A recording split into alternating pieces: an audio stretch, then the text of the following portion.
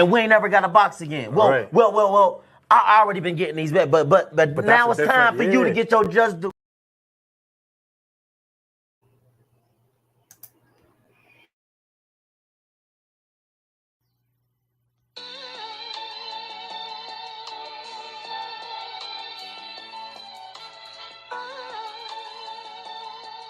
Yeah, you know the deal. We back again. Yo.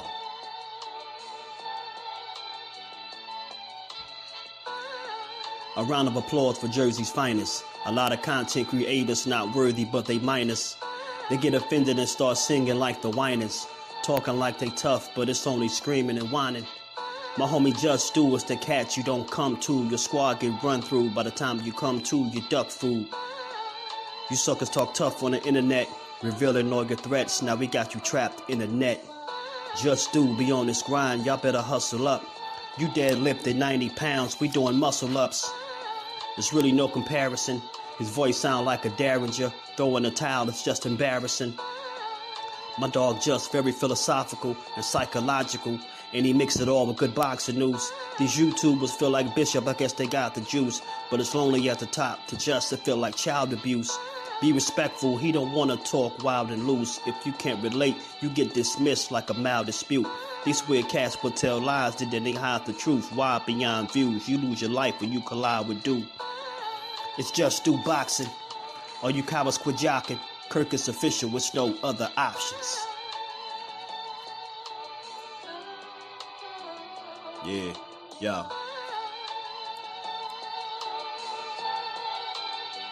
You know the deal. Judah Ben, we in the spot. JusDueBoxing, yeah. And of course, shout out to Mrs. Do, holding the whole family down. Word 'em up, word 'em up.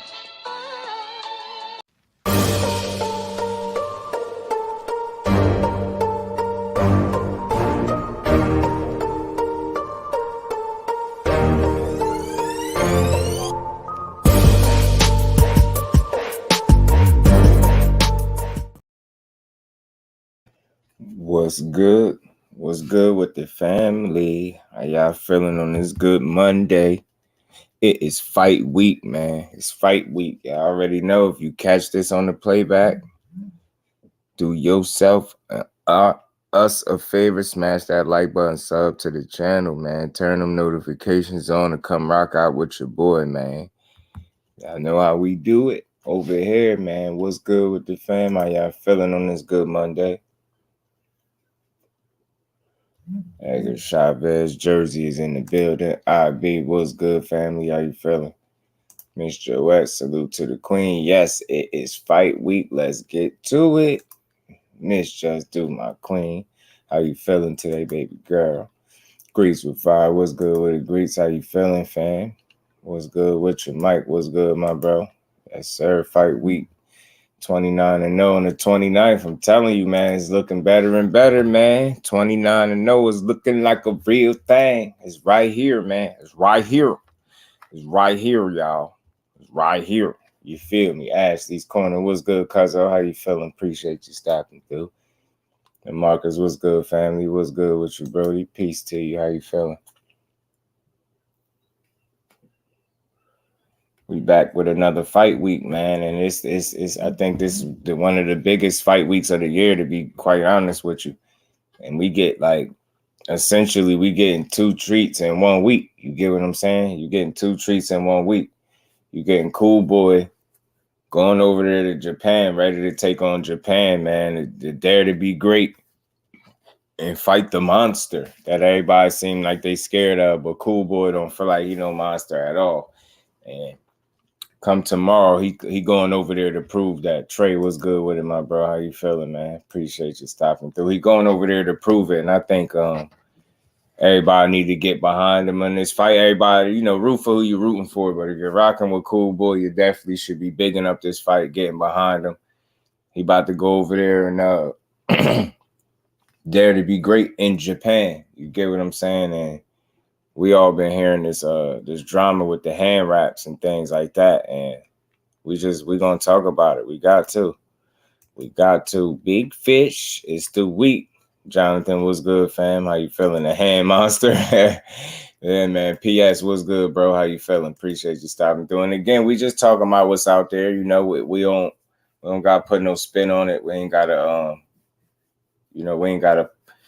accuse them of anything. We just gonna speak about what's out there, man, because it's hard to ignore it. I mean, I appreciate the fact that his team decided to bring it up. Now, if they had an issue with something, that's the way to do it. You bring it up and you see what they're gonna do about it. But as it stands, in terms of the way he wraps his hands, I believe it's legal where he's at, right? So I think that's the issue that they fighting up against, right? The fact that him wrapping his hands the way he do is legal, very legal where he's from. So I mean, I just don't I don't know. I don't too much like it, and I don't know how much of the play a factor. Will it really matter? You get what I'm saying? But from what I understand, people that are aware of this situation and say wrapping your hands in a such manner, gives you some added punching power. Now, for one, I wouldn't know. I'm just going off of what I've been hearing. Right? Some people are downplaying it. Some people are frowning upon it, and they just feel like it's an unfair advantage, and it's a little fishy. You get what I'm saying? You just got to be open to both sides, right? On one end, like, he's allowed to do it. So if you're going off that from where he's at, he's not breaking any rules. But at the end of the day, it's something that's very frowned upon, and it's something that a lot of people just, they just put it straight forward, deem it as cheating or having an unfair advantage. And it just is what it is. D1, what's good with it, bro? Wrapping, yeah, that's what I said. That's what I said, D1. That's what I said, bro. Just wrap your hands the same way, bro. Right. You don't fight. That's why he doesn't fight in America. Right, PS. Right. Facts. That's a good point. Ant, what's good with it, fam? Yeah, Stitch Duran did speak on it. He said it's the same amount of gauze and tape, that it doesn't really make a difference. Yeah, we expect him to say it because he in his corner, right? But I don't know. I mean, it's subjective. I'm open to it on both sides. It's weird when Tim says it's weird. That's how I looked at it too, Jonathan. I looked at it like that too, not for nothing. Like Tim Bradley, man, he basically, you know what I'm saying? He had something to say about that. Mark Kriegel seemed like he got annoyed by it. Seemed like Mark Kriegel got annoyed that Tim Bradley brought that up the way he did. Thrill, what's good with it, fam? What's good with it? Doesn't sound like there are rules, right? Yeah, it sounds like they play by a different set of rules, Thrill. You know what I mean? He's not gonna do it because it might mess up his hands, right? Right. I could understand that too. In America, you gotta tape before the gauze is stacking. It's form of cast in America is highly illegal, right? Right, D1. I just don't like it. I don't like the fact that they're allowing that. And look, we just being honest, if we being real, some people just feel like that's the reason you've been knocking guys out, man. And I don't like it. You know what I'm saying? I really don't. Matter of fact, I got a little clip, man. Y'all make sure y'all smashing that like button for your bro. If y'all haven't, man, punch on that like button one time for me. We're gonna talk about this, man. We're gonna talk about it. He's fought outside of Japan several times, KOs each time, right? And it's legal other places outside of Japan too, but then it's a hell of a lot more places where it's just not legal. And simply put, some people just feel like it's fishy. You get what I'm saying? And I can understand that. I'm not calling him a cheater, but you get what I'm saying? Get what I'm saying? I'm not trying to say he cheating, but I'm not trying to say it, but you know what I'm saying? It's legal here in Texas too, bro. Yeah, right. Salute to my bro KO86 TV. What's good, KO? How you feeling, bro? So again, man, I'm not here to really whine about it, right? It's just something that people are talking about that's happen to be out there.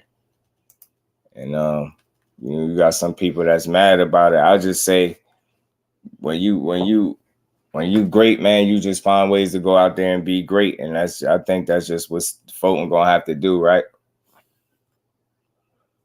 he went over here and he ain't come this far to back up now. And I don't see him, you know, not taking this fight because of the hand wraps. Like I said, for me, I personally don't like it. You get what I'm saying? But it is what it is. And we here now. So you just know what it is and you know what type of time they on. So, you know what I'm saying? You got to go in there. You got to go in there and beat his ass, man, to just be honest with you. That's the same way you got like 26 KO percentage. Little dude can swat. Back when fighting their country when he's undisputed. Yeah, man. I know for as far as Cool Boy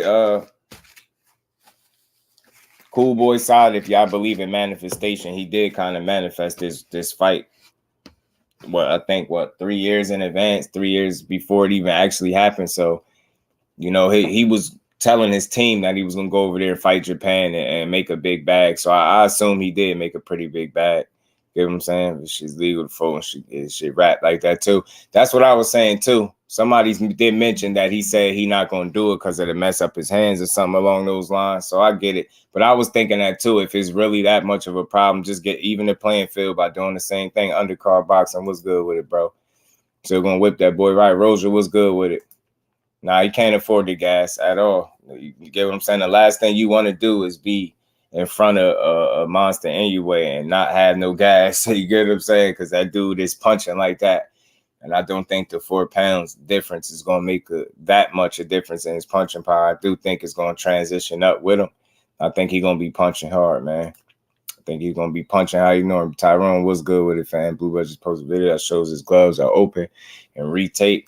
Yeah, man, I ain't like that either. I didn't like that either. And again, I just want to be very clear with this because, you know, I know people are very sensitive to different information and stuff, right?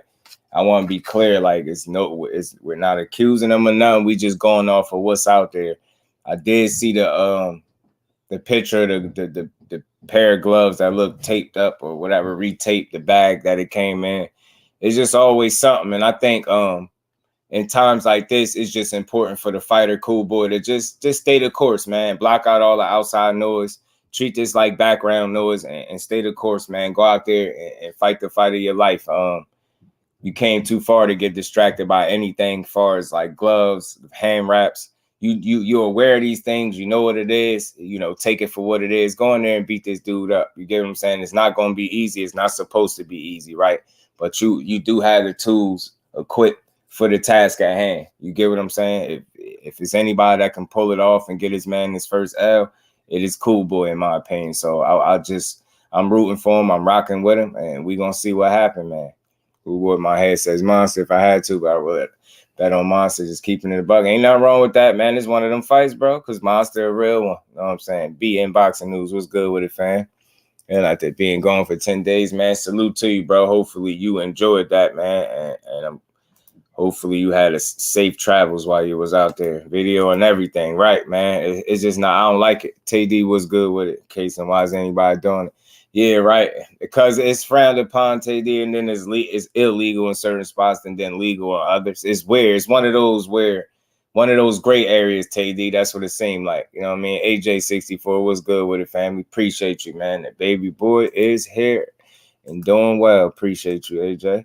Right on the late stoppage, man. Look, and I'm just going off of what's out there. I ain't putting on him, but this is a 29 years of age in the prime of his career, and most will rank him second in the world. LWBoxing was good, family. How you feeling, bro? A 3-division world champion. The one guy that's given him trouble, Nonito Donaire. That was the toughest fight of his career. Maybe it was a little unexpected. What does he expect tonight?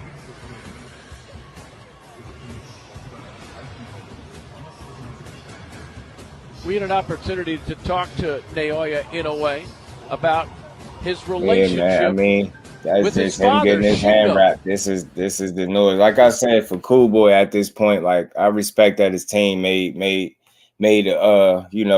people aware of this. And like I said, for him, he's the fighter. He'll let his team handle this type of stuff. The only thing he need to worry about is going in there and executing on the night, man, beating this dude up. You get what I'm saying? Appreciate you, BN. Appreciate you, bro. Much love and appreciation. You think about Jermaine Ortiz and Antonio Moran, September 15th. I think Jermaine Ortiz could get back on the winning side of things with that guy Moran for sure. You know what I'm saying? I definitely think he'll beat him. It's a good, get back fight. I think it is for Jermaine Ortiz. One that I know they're expecting him to win. That's a cool fight. I didn't know who his opponent was. I did hear he was coming back. Didn't know who his opponent was. Appreciate you, bro. You ain't got some here to Bradley. I'm accusing him of straight cheated. To Bradley said it like he's having a cast. Yeah, man. I don't like it either, bro. Joe was good with it, Joe. Did we really see Bozo win? Absolutely not, bro. I don't think so. Double stacking is completely illegal, and you folks stay across America, right? And this is why I played this little video clip. You know what I mean? So people could see, some of what people are making reference to in terms of how he's wrapping his hands. And look, it is what it is, bro. It's weak, man. It's just always something, but you gotta expect that you fighting in a whole different, country. So you already know what time it is. They play by a different set of rules. You just gotta understand that, see it for what it is, and go in there and beat this guy up, man. Flawless mentality. Dr. Mark, how you feeling, OG? Appreciate you stopping through. Much love and appreciation. Yes, the baby boy is doing well, man. Doing very well. Doing very well, man. Y'all smashed the like button for me as well, man. Like I said, it is fight week, so aside from this drama, man, I am excited for this fight because both guys look like they're in extremely good shape. Both guys look like they ready to go. Inoue look like he prepared to try to take everything that Cool Boy got. You get what I'm saying? And Cool Boy look like he ready to defend everything he got. You get what I'm saying? I'm pretty sure he took this fight understanding the challenge that was in front of him, so he know what time it is, and he know how he got to perform. He know what he got in front of him. You get what I'm saying? And again, I think it's safe to assume that this fight is going to be fought at the elite level, right? And I don't know about y'all, but for me, I know punching power is very important, right? But I know at the elite level, it don't have to be the end all be all, right? And that's what I'm banking on. I'm banking on skills to pay the bills in this fight. And I'm not saying Monster Inoue don't have skills. Of course he do, and he can fight and punch with it, right? He can box and punch with it, right? But I'm looking at Stephen Fulton as the more skilled, more versatile fighter. And I could be wrong. Maybe Monster Inoue proved me wrong, showed me something different. But all I say is, man, bring Scooter to Japan. I think he brought Scooter to Japan. He gonna be all right, man. Do everything to fight for the win. Right, undercard. Hope Scooter can stop him, man. I'm telling you, I think that's he got to go out here and really put on the show. Name of the baby, Kair is his name. Undercard, Kair. ATX, Big Texas. What's good with it, my bro? How you feeling, man? Appreciate you pulling up. Salute to you, AJ. Appreciate that, fam. Yeah, Buzz Glove, you had them damn rips. Yeah, man. So before the fight, right? I know one thing, Tyrone, he won't be able to get away with that in this fight. That on the 29th with them gloves, they gonna be on top of that because I'm pretty sure they was aware of them busted gloves too. I mean, yeah, Robisi is fighting as well, man. He said as soon as he got offered the fight, he accepted it. First time in Japan, so Robisi sound like he ready too. Dude, watch sealed in the bag. Yeah, man. I just didn't like it. D1, I ain't like it. I just don't like what they got going on. He said he still think Jeff is yeah, the most definitely undercard.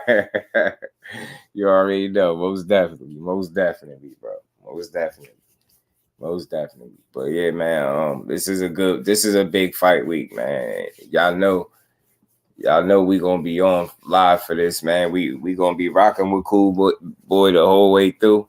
I want him go out. I want to see him go out here and prove people wrong, for real. You know what I'm saying? And I know anybody that's feeling like they in your heart say Cool Boy, your head saying Monster. Hey, man, it's normal, bro.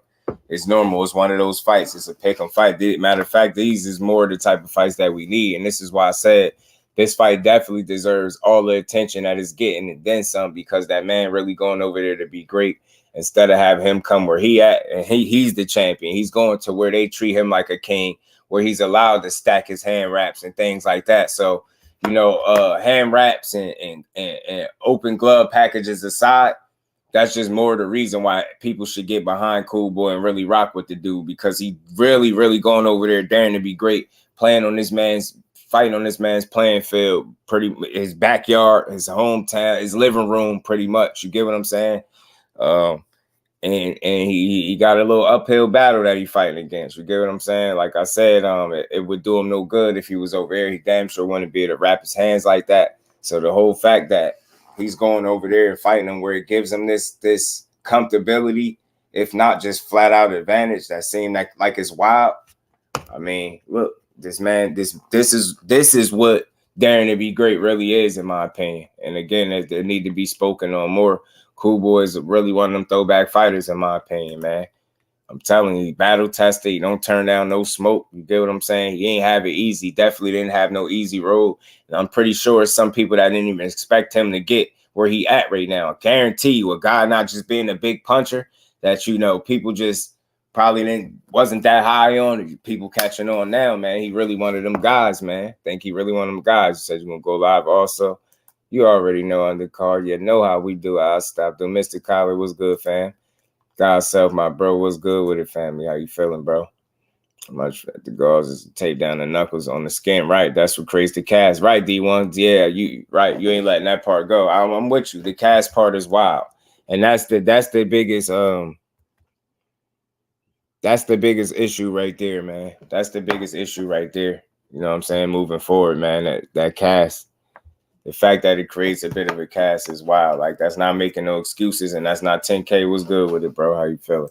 That's not the putting on them. That's just what they're saying it is, right? And like I said, I play this little clip 29 years of age, in the prime of his career, and most will rank him second in the world right now. Pound I don't know. Maybe he did. Coco the Bulldog, salute, fan. Appreciate you stopping through. If he did, salute to you, bro. Appreciate you adding that.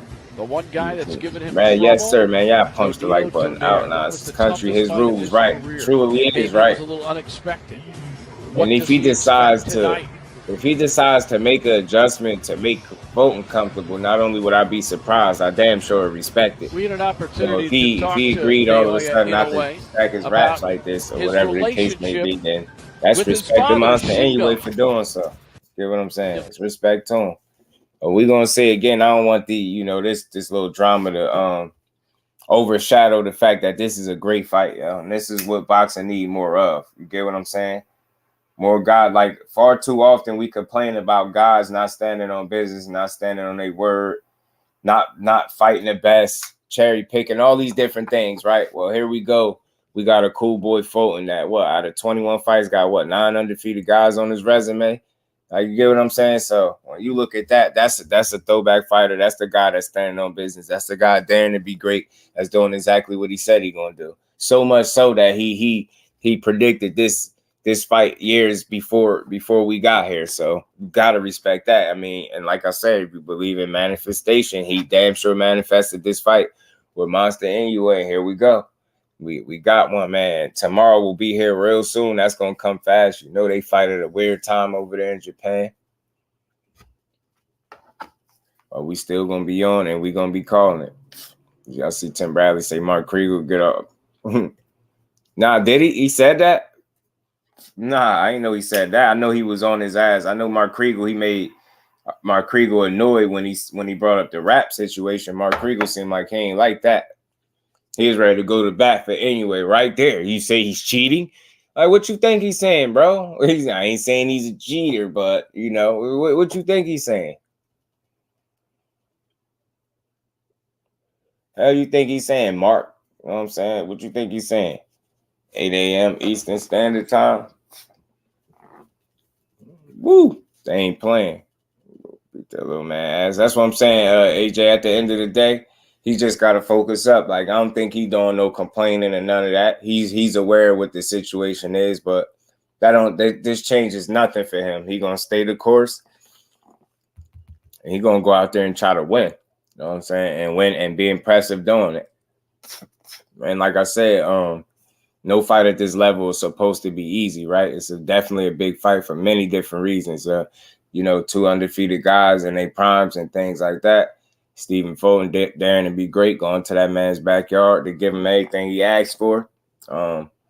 Monster Inoue is on record saying that he got to be honest, you know, fighting Fulton. That's he getting in the ring with somebody that he's never been in there with. But he says on the other end, same thing could be said for Fulton. Fulton never been in there with a guy like him. So we're going to see. We're going to see who does better at adjusting to what's in front of him.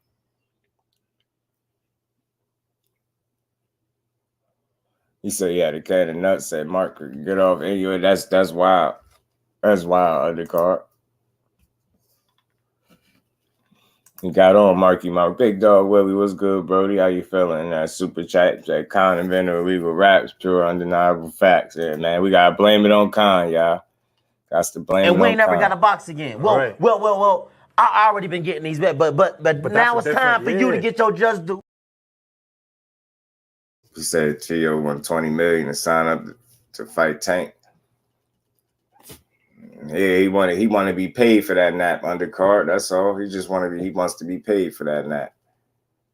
That's all. He ain't getting it though.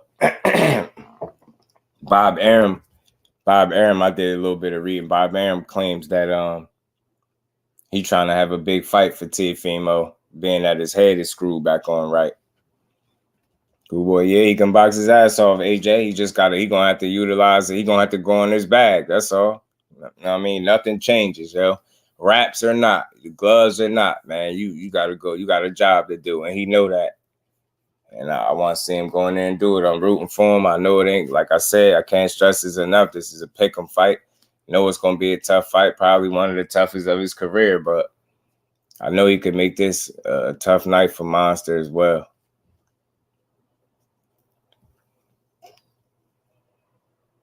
Tio on pay-per-view is good for boxing. Yeah. I mean, like Bob Arum said, Tio seems to have his head back screwed, right? I mean, outside of the comments that he make in terms of his fighting, he seemed like he's doing well in that department, man. So we're gonna have to wait and see what's next for him. Like I said, Bob Arum said he's looking to make a big fight for him this year, or something like that, being that he got his head back right. So we're gonna see. I would like to see who next for Tio. Because there's only so many big fights, these quote-unquote big fights that's out there. But I know a big fight that's out there and coming tomorrow, man. I hope I see all y'all in the building while we up early calling this fight card. You know what I'm saying? We got, man, this man really daring to be great, y'all. We got to speak this into existence. This man going over here against this, man. You get what I'm saying? They got dudes out here rig rapping and stuff, man. What's going on, man? What's going on, Monster? A 3-division world champion. What's going on, Monster? You know what I'm saying? Monster trying to take them belts from Cool Boy. We ain't going, bro. We not going, man. Cool Boy out there in Japan, man. You got to bring them Jones back. How they say it, you got to bring them Jones back to Philly, man. You know what I'm saying? You got to bring them Jones back to Philly. You know what I'm saying? Bring them Jones back to Philly, man. Bring them straps back to Philly, man. About stack raps or not. You get what I don't care about? Stack rap, snack rap. We don't care, man. We're going over here to do work, man. We got a job to do, man. Stack raps, snack raps. We don't care. Beat this boy up, man. Bring Scooter out. You know what I'm saying? That's all I keep saying is just bring Scooter out. You know what I'm saying? Bring Scooter out. It's Tio versus MATHIAS unification. That'd be cool. That'd be cool. Yeah, you know what I'm saying, Mr. Kyler? Bring them Jones back to Philly, bro. Bring them Jones back to Philly. You know, skills pay the bills. I got 4. That's why I'm looking at 10K, man. And I want to be very clear when I say skills pay the bills. I'm not saying Monster Inoue don't got no skills, because that'd be crazy, right? That dude definitely can fight. He can box and he can punch.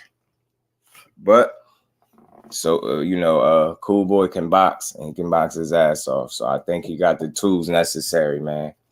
He just got to control his distance and range, bang from the rip. You know what I mean? Control the pace of the fight. Be defensively responsible. Switched on defensively.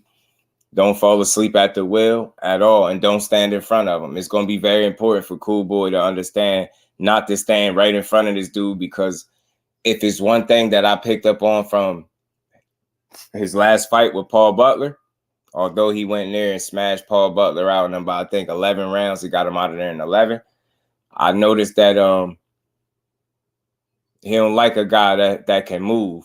You get what I'm saying? That's not going to stand right there in front of him for him to abuse you offensively. You get what I'm saying? Because if you stand right in front of him, he ain't going to get tired of punching. You get what I'm saying? So he can ill afford to just stand in front of this dude. Like, you get what I'm saying? You got to get yours and get up out of there. Don't get greedy and make this fight difficult for him. You know what I mean? Put on a boxing clinic. You get what I'm saying? That's what I want to see. He clearly is the puncher, right? He got that going for himself, but I want to be clear about something. One thing that I've noticed all throughout this fight since we known it was happening, a lot of people's confidence in Monster Inoue is because of that punching power. And again, I feel like at the elite level, you just need more than that. I'm not saying he don't got more than that, but a lot of people, I haven't heard a lot of people focusing solely on skills.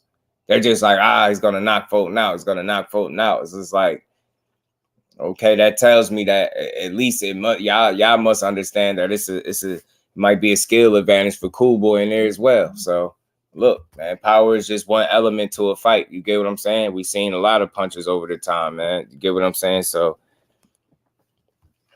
this would be no different, man. This would be no different. You get what I'm saying? He just got to be on point. And you know it's not the punch. It's usually the punch you don't see. You get what I'm saying? He got to make sure he ain't getting hit with too many of them punches he don't see.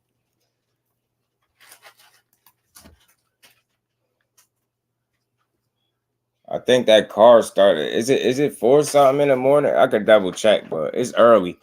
It's mad early to start of the actual fight. Teal versus Ryan and the next time. I hear him say it first. Mathias offered Ryan a shot at the title in the comment section. You get what I'm saying? I was comment creeping. I seen Mathias offer Ryan a shot at the belt. You get what I'm saying? Can't hit a moving target. That's what the Paul Butler fight showed me, that you know, he can get a little impatient in there. You get what I'm saying? I feel like movement could be Achilles heel for Monster Inoue. You get what I'm saying? Educated movement and ring generalship. You get what I'm saying? Educated jab, different things like that. Because I noticed Paul Butler gave him a little bit of an issue with the movement, the constant movement. The only the difference is, you know, Cool Boy is offensively sound. You get what I'm saying? So he'll be able to utilize offense with movement, and it won't just be a bunch of movement just to survive. You get what I'm saying? You gotta, you know, move with intent and purpose. You can't just be moving, burning your gas tank just to be moving, how Paul Butler was doing, because that type of style, eventually a guy like Inoue catch up to you. And it took him a while, but 11th round, he caught up to him. The crowds are quiet over there. Yeah, it's crazy. They be soaking in the show. They be treating it like it's a movie, AJ. I'm telling you, yeah. Yeah, that's it. I'm telling you, present a moving target. That's going to be important. You can't stand right in front of this dude and allow him to punch on you. So you're going to set an alarm. You ain't waking up that early. I know how it be. Definitely need an alarm set for that. But his last fight I was on for Monster Inoue, him and Paul Butler, we was here for it. We damn sure was here for it, but we're going to see. We're going to see. I'm going to be here for this one, too.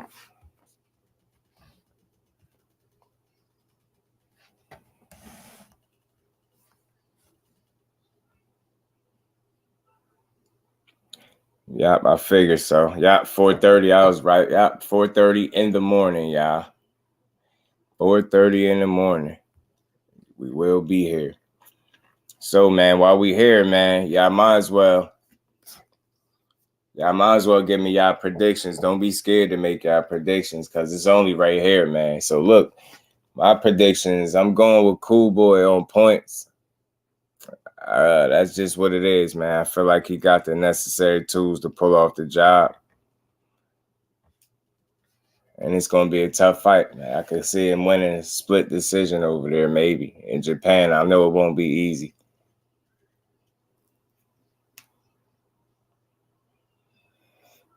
Monster will not fight before 8 a.m. Eastern Standard Time, right? So the initial card is about, I think, 4:30ish. You predicting that you're really that anyway into? Damn, you gonna do my boy like that? RB said it's a tough call. You know it is. You know it's a tough one. Yeah, I know it's a tough one, but my boy got the tools. He gotta pull it off, man. I ain't be crazy if Cool will put him on his ass. I know Boots said a late either on points or a late stoppage. That boy Boots in it said a late stoppage. You be in there with Cool Boy. Maybe he seen something. You know what I'm saying? Awesome knocks out Cool Boy stuff by the second round. I'll find you and give you 100 just because there ain't no way second round knockout. Yeah, he ain't doing my boy like that. Ain't doing my boy like that. And he was always punching Japanese history. I bet he is. It's the double rap, Mr. Snack Rap, Stack the Rap King.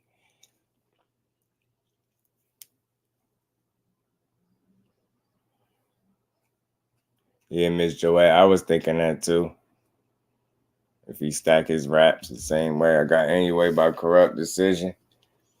Man, we hope they don't do that. They better not do that to my boy. He giving this man an opportunity to be great. He better not. They better. The least they could do. The good thing is it's no American judges, no Japanese judges for this fight. Yeah, Robisi on his co-main. Robisi is here. Robisi. Let me take this off real quick. My boots ain't going to Japan, though. I don't know, man.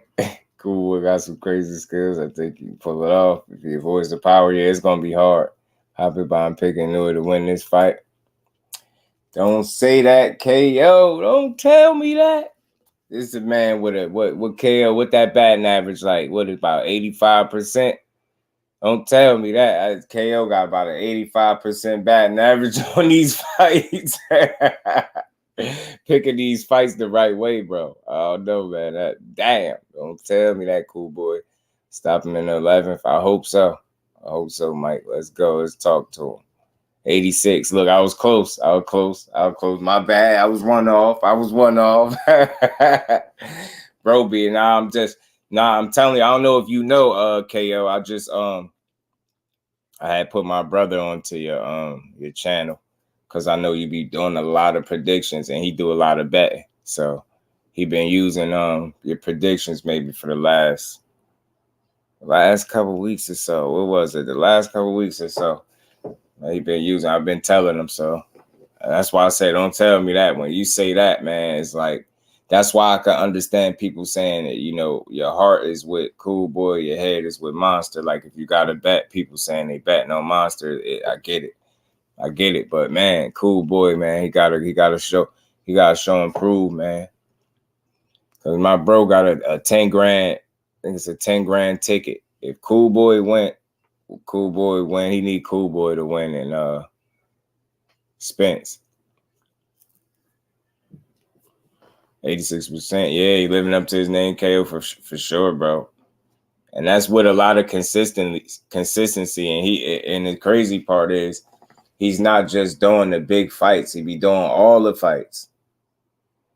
So that just tells me something. Like, you get what I'm saying? Like, you got to believe that be on point with these picks, especially in meaningful fights.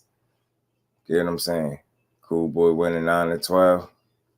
I feel that. I feel it. It's a tough fight. She's like, oh boy, does. And he can get a KO just like he always does, right? Maybe, hopefully. Monster's KO ratio is 86. I thought you were saying your prediction is 86. No, it is. His joint is his joint is at 86.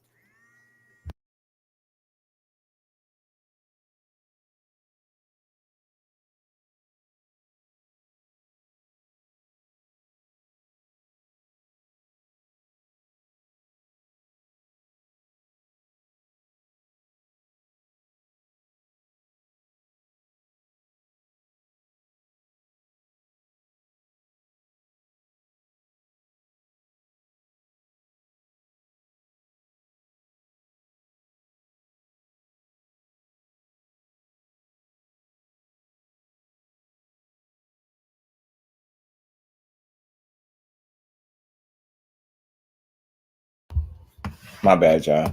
I had a phone call. Pardon me, y'all. Chop was good with the Chop. Yeah, his joint is at 86. His prediction rate.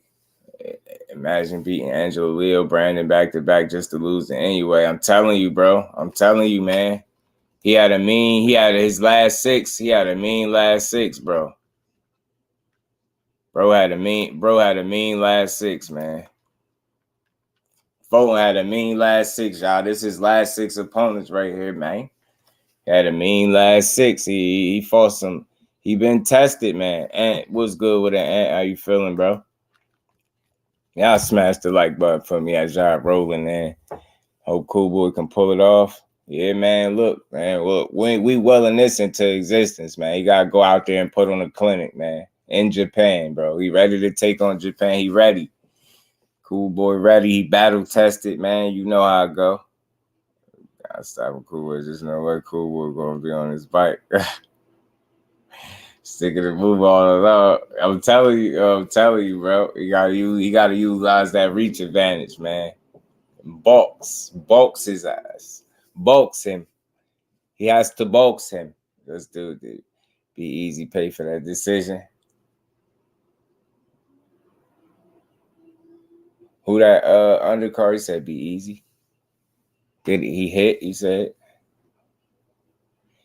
Remember when Flo embarrassed the Japanese dude? Yeah, he did him bad. That's what they get for throwing. Ain't that the ones that threw the flowers by his feet? And he went out there and punished Buddy for that. Floyd went out there and stuck it to bruh. Nah, but this Cool Boy last 6, man. He battle tested is what I'm saying. Look, I ain't saying he fought all killers, but he fought some people, man. He put some work. He put his work in, man. Cool Boy put his work in for sure, man.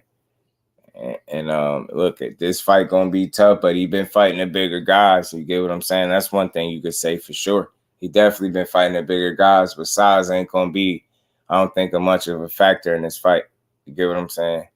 As much as execution and application, man. I've been saying that a lot lately because that's what he gonna need to win this fight. He gonna need to execute a hell of a game plan and stay out of the harm's way because this dude is gonna be gunning to knock him out with every shot. You know, anyway, damn near everything is a damn home run with this dude. So you gotta be switched on, man. You got to. Had that boy crimes.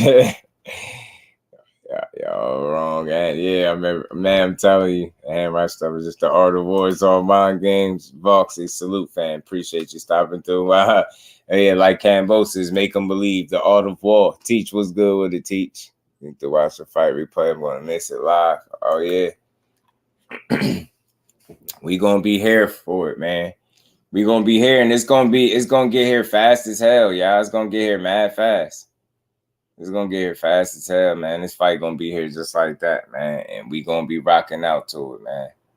So, ain't no say. I mean, I know it's going to be a tough one. And still, TV, what's good with it, bro? Thank you. Giving anyway power way too much respect. You think so? I always say thank y'all. Right. You don't think it. You think what you think, and still talk to me. That's why we here, man. That's why we here today. We gonna cook, but today was really, I want to, like, this fight week, man. I want to know what the people thinking, man. Like, is he outgunned? Is Cool Boy outgunned, overmatched? Like, what's going on, man? How y'all feeling? Y'all feeling like he can't pull it off? I'm feeling like bro like that, man. He could pull it off. It's gonna be a tough fight, I tell you, bro. Just manifest the fight. That's how it's know what I'm saying? Get what I'm saying, bro? Yeah, get what I'm saying? Manifest that John. How they say it in Philly, man. Bring them Johns back home with us, man. Bring them Johns back over here to Philly. Philly is in Jersey. Let's go, bro. Let's go. I mean, set your alarms. Let's start at 8 a.m., man. He do get lazy. He can't get lazy. He can't get lazy tomorrow. It starts at 4:30 a.m., right? I think.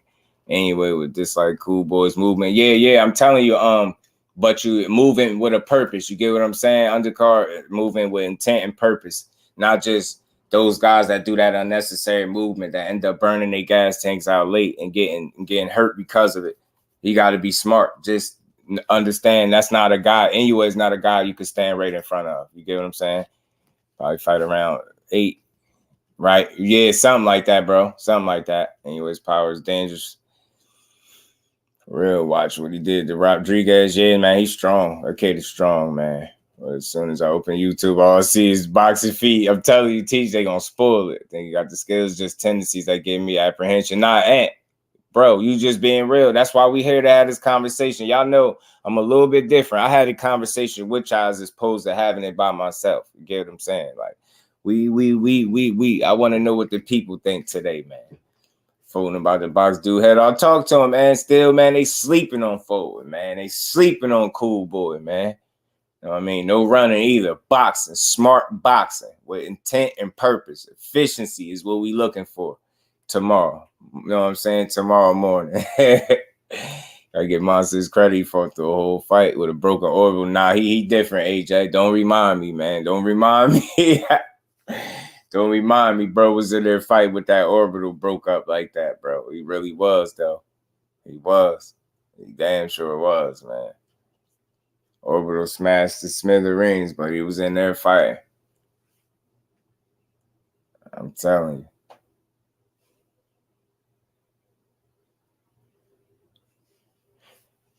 Anyway, for a long night, tell him 10K. D Free, what's good with it, my bro? How you feeling? Boxing matchups with D Free. He gonna make anyone look like Mark Maxio. Yeah, you get what I'm saying? You know why they call him Scooter? Why you think I keep saying that undercard? Bring Scooter out. You know what I'm saying? That's all. Just bring Scooter with you. You good. I mean, anyway, I'm telling you, man. Just bring Scooter with you, bro. He'll be all right.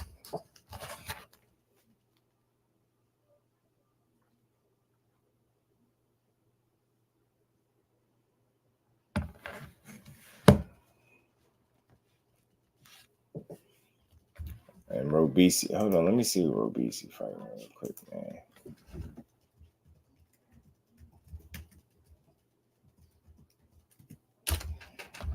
Robisi.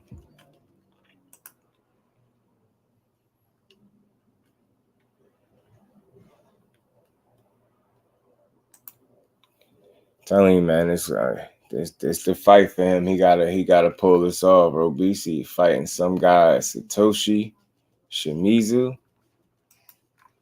Yeah, I ain't never heard of that guy.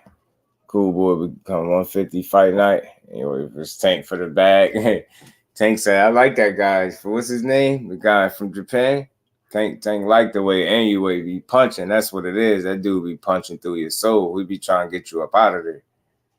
Tank so to Japan to get the Inoue back and sleep somewhere. So you're gonna take that doit nap. Tank too big for him though. That'd be a problem. Tank that 35 hit. We'll never see no Inoue at 35. That'd be wild. He'll never go that high up. He might cap out at 22. Who knows? Inoue is too sound of a boxer for me to entertain the possibility of him looking anything close to Max. I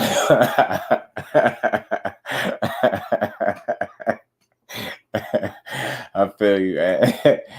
He another knockout artist. I'm telling you, man. I think I already said he wanted to fight him. Sparky Pete, what's good with it, fam? How you feeling, Pete? Appreciate you stopping through. Yeah, that's what it's gonna be. All jokes aside, though, Cool Boy again, gonna have to control that distance and range, bro. That the fight is for that, for real. Cause he the one with the longer arms, you know. He got a couple. I think he's a little taller, but you know, height don't fight. But the couple of inches of reach that he got, he could utilize that. You get what I'm saying? That's what he could utilize, and I think that's what he's gonna have to utilize again. It's just all about being switched on the night, man. You can't have those defensive lapses in judgment where you standing right in front of your opponent. I'm telling you, Monster Inoue is not the guy to stand right in front of. But again, what I've noticed, y'all, and I'm telling y'all, it's just something I picked up on, even though it was a Monster Inoue win, obviously, because he undefeated. But that Paul Butler fight, which was his last fight, he got him out of there in 11 rounds. I did see a little something there. Get what I'm saying? When you present a moving target for Monster Inoue, it takes a lot longer for him to get his work off. Just like any other power puncher, those dudes need to have their feet set. So again, it's going to be very important. I think Fulton has the better feet. You get what I'm saying? And he needs to utilize that. You get what I'm saying? He got to go in there. He got to be in there showing us that he got the better feet. Get what I'm saying? So that's what I seen. Paul Butler gave him a little bit of, you get what I'm saying? A little bit of something to think about. I don't even want to call it an issue. Just gave him something to think about. He presented a level of a challenge for him with being a moving target and not standing still. You get what I'm saying? Not being a standstill guy. And that's what's most important. Again, a lot of these guys, they get walked down by Monster Inoue. They too enamored with the power and they don't fight the way they should. And they're way too careless in there. And he's able to easily walk guys down and just blast them out of there. But again, with somebody that truly know how to fight, box, and move, it could be a different fight, is what I'm saying. I think Steve Fulton present a combination of skills that anybody on Inoue's resume just didn't come with. That's me being honest. I think the only real knock, obviously, what might be the lack of punching power, if you want to go there, right? But I think when in terms of every other box, when it comes to skill set, I think Cool Boy got it. You get what I'm saying? And again, at the elite level, y'all, I get it. Power matters, right? But that's just one element to a fight. I think at the elite level, it's safe to say you need more than power. And when you win at the elite level, oftentimes it takes more than just power. And is typically more reasons than just power when you win a fight at the elite level. So I think it ain't going to be no difference come tomorrow. And tomorrow will be here very soon. Behind the Hands TV, my bro. Mo, what's good with it, bro? How you feeling, man? Appreciate you stopping through. Casuals will make the fight possible. Tank will get paid. James, what's going on, James? Appreciate you stopping through. You get what I'm saying? So anyway, did Manny dirty. Manny ain't even a bad fighter.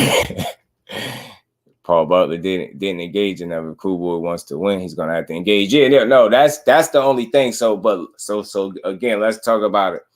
But again, the movement, again, I seen present a level of a challenge for Inoue. Not so much his offense for sure, right? Because then again, like I said, Cool Boy is not going to be a guy moving to survive like Paul Butler.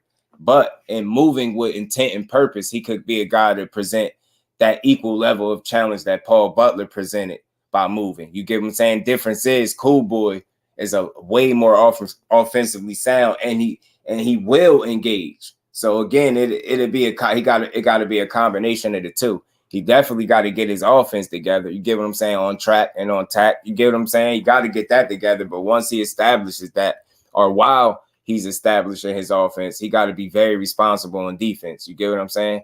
And that's something I believe he can do. And he can do a combination of the two.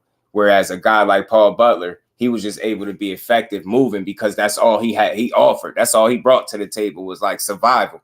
But in the effort to survive, it allowed me to see some things, and not a whole lot, but just enough where I'm like, I see something. You get what I'm saying? Just like any other power puncher, you get what I'm saying? A guy that's not standing right in front of him, he can't be offensively as explosive as he likes to be typically if you're not right there in front of him for him to go for the kill. So it's just something Cool Boy got to understand, and I think he knows that. You got to get what I'm saying? Utilize the ring, but with intelligence, intent, and purpose. You can't just be moving and survive, and you can't be just a guy in there burning your gas tank.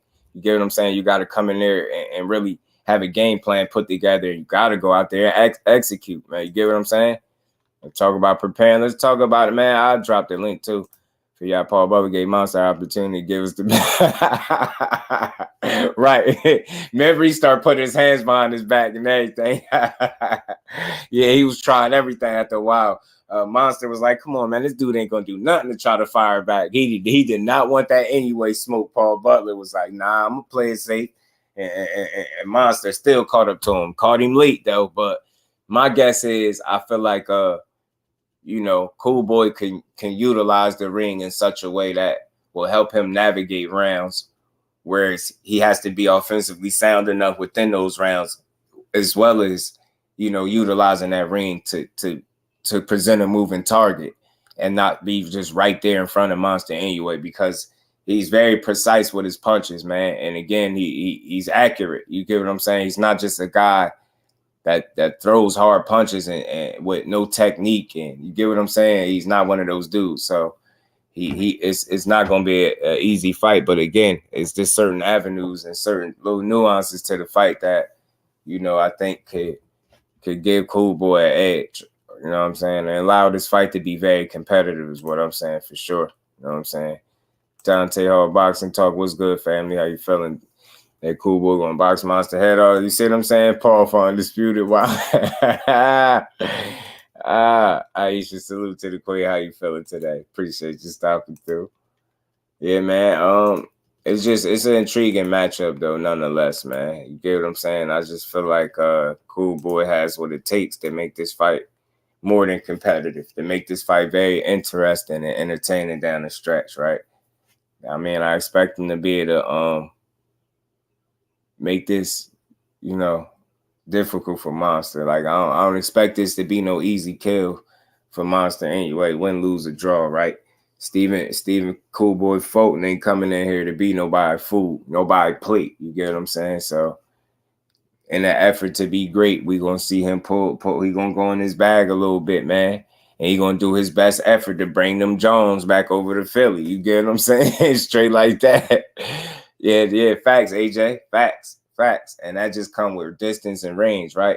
You get what I'm saying? Being switched on defensively, seeing the shots coming, right? You want to make sure that he ain't having those defensive lapses in judgment and those lows in the fight where he ain't switched on defensively and he falls asleep at the wheel.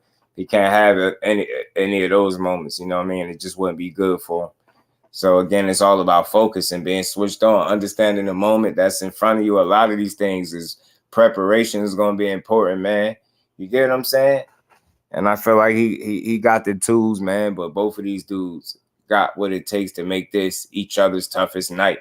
You get what I'm saying? I think Cool Boy got the boxing skill and combination of, IQ and foot movement and things like that to make this a challenge, a real challenge for Monster. And I think Monster has the combination of boxing ability with power and accuracy to make this a very tough night for Cool Boy as well. You get what I'm saying? So we're going to see. And he's very confident. He's a very confident dude. He's pretty much, some would say arrogant, is Monster anyway. And, he's been having it all his way. So, that arrogance comes with the success that he's had and the way he's been beating these dudes pretty handily and more times than not, just straight up knocking these dudes out. So we know exactly where his confidence lies and where it comes from. But like I said, man, if it's anybody that can put a stop to what he got going on and put a halt to it out of anybody that he's fought thus far, then Cool Boy is the guy. Like I said, it won't be easy. It ain't supposed to be. But again, if we talking about skills paying the bills, then I feel like, Cool Boy is the guy. If skills pay the bills. No need to crack this. That's good, though. Yeah. Broke that orbital up on him. You know what I'm saying? Broke that orbital. But what was more impressive is the fact that not only did he get his orbital bone broken pretty early in the fight, he fought with it and still found a way to win. It's crazy. That dude is tough as nails, man. Tough as nails. So one thing for sure, two things for certain. Don't count on the dude quitting. That's for sure. Don't bank on him quitting. Don't need. Cool Boy could make 118. You'd be undisputed. 118, teeny tiny too, man. It's crazy. Because from a skill standpoint, yeah, he beat those guys. You know what I'm saying? And Pivot will have anyway lost. I'm telling you, it's all about controlling them with them feet, man. The feet in this fight are gonna be very important. I'm telling you. I could see this, and I hope Cool Boy see it that way too.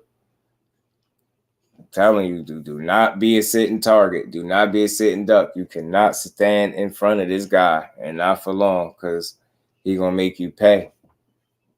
And he got heavy. I think anyway, just got naturally heavy hands, man. And he's gonna be very comfortable and confident. He at home. He in his backyard.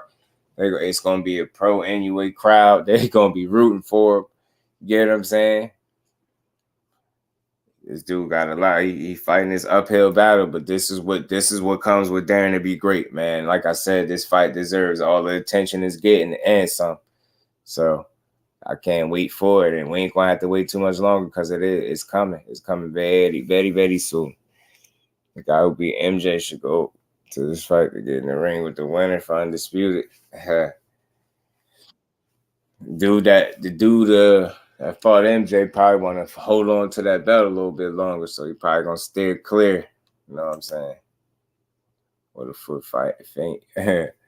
So we'll see. Undercard was good, bro. What up, JusDueBoxing? What's good, family? How y'all feeling today? you know, it's all good over here, man. Just another day on the grind, chopping it up, man. What you got in this fight, man? Talk to me. Man, I got Cool Boy. I did bet a couple of late stoppages, 9 to 12. Looks amazing. You put $8, you get 800. You know what I mean? The odds are so, stacked in Inoue's favor because he's the favorite. I'll hear a lot of background noise. You hear me? And that's a good bet. That's a damn good bet. Yeah, not a lot of money for a big reward. But I got Cool Boy. I think the reason why I'm obviously Cool Boy, Philly fighter, trains in the same gym as Danny Swift Garcia, Boots Ennis, so he's been given the correct tools and been around champion level fighters, which I think gives him the better preparation for this type of fight. Yeah, it's over in Japan. We know what's against him, but a lot of people want to look at resumes or who they fought. I would say that Cool Boy has not just a resume, but the better, sparring, the better technique, the better preparation for this type of event, this type of moment. Right. That's a good point. And just coming straight out of Inoue's mouth, he never even been in there with something like Cool Boy, and I know he feels like Cool Boy never been in there with nobody like him, but I feel like this, at least Cool Boy ain't the one, focusing on that. I think he locked in. I think he gonna go out there and try to get this job done, man. Yeah, and let's see, because Cool Inoue has been getting all these TKOs, and yeah, he stopped Paul Butler in the late rounds of the fight, but will he have the stamina to go a full fight with someone who moves, someone who boxes, someone who's constantly not staying still? Remember, we saw him standing in the middle of the ring, pretty much asking Paul Butler to get off his bike, like, come on, bro, please engage. I really don't want to, but if that's the fight and that's the fighting style that I'm going to use to defeat you, does he have the gas tank to go all those rounds and, let's say, track down a Cool Boy? If he's going to engage, obviously, but if he's engaged, if he's punching, then holding, and then pivoting and moving out the way, will he have 12 rounds of stamina to keep up and, say, chase down a Cool Boy to eventually get that stoppage? That's something you got to look at. Man, that's a good point, bro. That's a great point. That's what I say, man. I know he's not going to be a guy just moving to survive. I expect to see him moving with intent and purpose, with a plan, and actually engaging when he need to. So I don't think, he's going to allow Inoue to just be as fresh as what a Paul Butler allowed him to be. Like, think about it. He took literally no damage, no punishment that entire fight. You get what I'm saying? It was one of the weirdest displays that you've seen in a while from a guy. It was almost like he was somewhat like a Karen. He really offered little to very no offense, and just we was in there to survive. And it was crazy as to how fresh Inoue he allowed him to be because of that. But what I'm saying, with somebody in there that's actually hitting you back as well as moving, you get what I'm saying? Now you got a different, you know what I mean? As with the ability to make you miss. So you know what I'm saying? You're not just hammering them with everything, because even though Butler was coming behind that high guard and fighting a certain way, wasn't really throwing punches. He was blocking a lot off the gloves because of that. But I think Cool Boy ain't gonna just sit there and be moving punching bag, so to speak. Correct. With Cool Boy, constantly getting UDs and going 12 rounds, that he has the stamina. Whether it's a pressure fighter like a Brandon Figueroa, who's literally coming at you the entire fight, nonstop. He doesn't give you no breaks. You stand in the corner, he's throwing 5-6 punches at you. Right. We're gonna see a different, the fight style. I also mentioned the fact that what if Cool Boy decides to step to Inoue and makes it like an in-close fight, so that way he's not at the end of his punches and tries to smother his, like it's a phone booth fight where all you see is their heads clash together and all they're doing is hooking off at the body, just round after round. Because Cool Boy can fight in that style because he's done it before against elite, world-class athletes. You know what I mean? Yeah, he kind of Inoue done that. Yeah, he kind of beat Brandon Figueroa at his old game. Salute to Nick Show and that super chat. Thanks in advance for calling the fight early in the morning, especially with your little man home. I know it's probably going to be hard. Appreciate you. Well, we going to make it work. We appreciate you. Much love. And we ain't never got to box again. Well, well. I already been getting these bets, but now it's time for you to get your just do. Where's Ant McQueen? Ant McQueen, come on up, man. We want to hear what you got to say. You heard what I had to say. Come on up, man. He always right. He's a bad dude too. Yeah, he asked. He kind of somewhat offered Ryan a fight in the comments. SUBRIEL did. Speaking of him, well, I think SUBRIEL is without a home, so right now he's like a free agent who wants to make a fight but doesn't know what network. So if he can get something, with someone of the name. What his fate was good, my bro. Definitely build his profile. Right there. He said GARCIA and MATHIAS, IBF title. Nice fight. I be comment creeping sometimes. I be catching, and then you notice on the recent picture because this is a Derek James. Oh man, that's funny. Yo. That'd be a funny fight though. What's good with it, Fate? Anyway, hand wrapping and such. Yeah, I got that video up here of him wrapping his hands and stuff. I think Cool Boy got to stay the course, man, and go out there. Scooter, we got facts, 10K. Scooter got to go out there and beat his ass, man. Ain't going to be easy, but it's possible. You know what I'm saying? It's possible, man. But yeah, man, Matthias, Ryan said he's ready to get the 140 and get him a title. He said he's going to whoop Rolly ass. That's what Ryan said, so. Well, you're going to see that 140 fake out because, again, I want to see what the next big fight at 135 and 140 is. Like, we just don't know. You know what I'm saying? I want to know. Just, did you by chance cover the road to getting an extension from the WBA? Respond his fight with Harry Davis? It got postponed because Rolly's supposed to be hurt or something like that. Some type of medical. He gave a medical exception? Right. Yeah. Word. So maybe he's trying to make a unification fight. Yeah, I think they postponing that damn fight for one reason or another. Cool Boy for Brandon, who knocked down Valdez. Fulton got a chin, man. Fulton got a hell of a chin. Got a beard. He got a beard on him. He's tough. He's smart. He can box. I think at all three ranges, he got a bit of versatility to him that I do appreciate and like. Again, it's just about execution, focus, application, things like that, man. Being switched on, man. You just, a guy like Monster, your margin for error is crazy against this dude because he's gonna be trying to take your head off at any opportunity. But be a good one fight for Ryan. Yeah, Bernard's gonna give somebody a good fight. Yeah. That's all I have to say, Just. I'm gonna jump back in the chat. Salute to the family. And I appreciate each and every one of y'all. Cause like you rock with Just, y'all rock with me. So I appreciate y'all. And I appreciate you, Just. I was trying to help out. Yeah, salute to my bro Undercard. Appreciate you. Mark Quaid, what's good with it, bro? How you feeling? The winner of Bud and EJ pound for pound, the division full of big athletic skill dudes and legends from the division, but rarely reach undisputed. Yeah, man.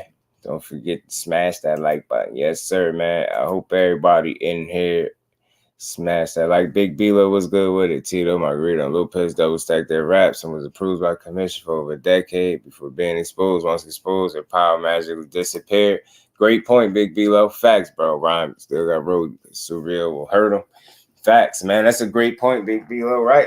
I mean, a lot of times what it is with these situations like this, they'll continue, just like you're saying, to approve these situations until somebody shed light and, make people aware of it. But I think that the catch-22 in this situation is the fact that the stacking of the raps or the way he wraps his hands, being Monster anyway, is legal where he's from. And like KO said, when KO was in here, he said it's legal in Texas as well. So it's crazy that this was really allowed. But like I said, I know Cool Boy is aware of it, him and his team, and it's just important. 29 years of age in the prime of his career.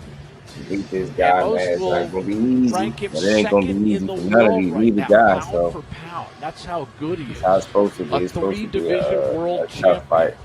This is what it is when you daring to be great. That's The why I one guy said this that's fight given him deserved more trouble, attention. Nonito All the Donaire. attention That is was the getting, and then toughest fight some, of his because career. it's Maybe it just was a one of little them fights, unexpected. man, where What does he expect he tonight? going up out of his comfort zone, out of his country, over to somewhere else, and somebody backyard, enemy territory. We had an You know, opportunity to talk to try to be NAOYA great, in a man. way And about this is what he up his against, a guy relationship that's with treated his like a father, king where he Shingo. from, and allowed to wrap his hands a certain way. You know, essentially people kiss his ass, roll out the red carpet, and throw flowers at his feet. So you get what I'm saying? But, you know, I'm pretty sure Cool Boy understood the challenge that's at hand, and I expect him to go out there and treat this fight accordingly. You get what I'm saying? In no way, shape, or form do I expect it to be easy, right? But, again, there's no fight at this level supposed to be. So, again, we talking about a dude that definitely got the skill to be able to do it. It's just about executing on the night. You know what I'm saying? You got a game plan. You got to go out there and be successful executing that game plan.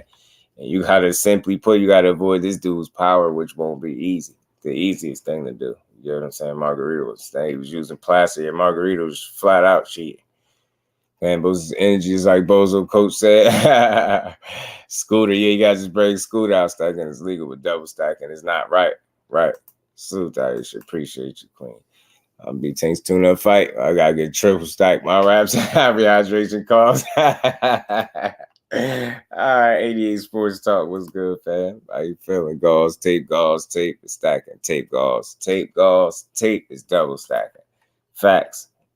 Facts. That's weak though. I'm annoyed the crap he was pulling the open glove thing and the wraps.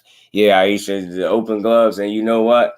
Part of me think like the open gloves thing I think it's just like, I hate to be the Cambosis, had a Cambosis moment, but I think that's the mind games, the art of war for real with the open gloves.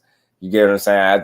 Because I will hope that they're not that bold to have some tamper with. You get what I'm saying? But I think, you know, I part of me now, the raps is BS. I'll call BS on the raps, legal or not where you from. I just call that BS, right?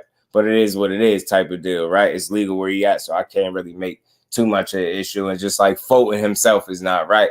But the glove thing with the piece of tape on the bag, I feel like that's part of the mind games. Like, you want to have this dude thinking and worrying about all the wrong stuff at the fight.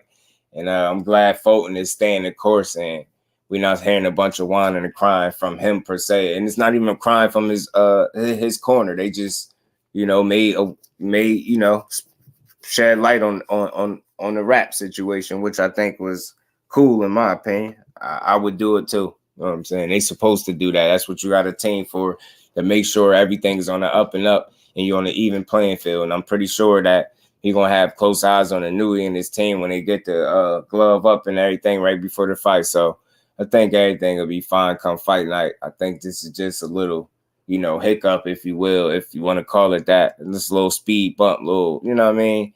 And that's all that is. And it's just one more thing for them to talk about, right? I think Fulton got to find a way to just put that to the side and go out there and win. Cool boy, pretty sick fighter. Right.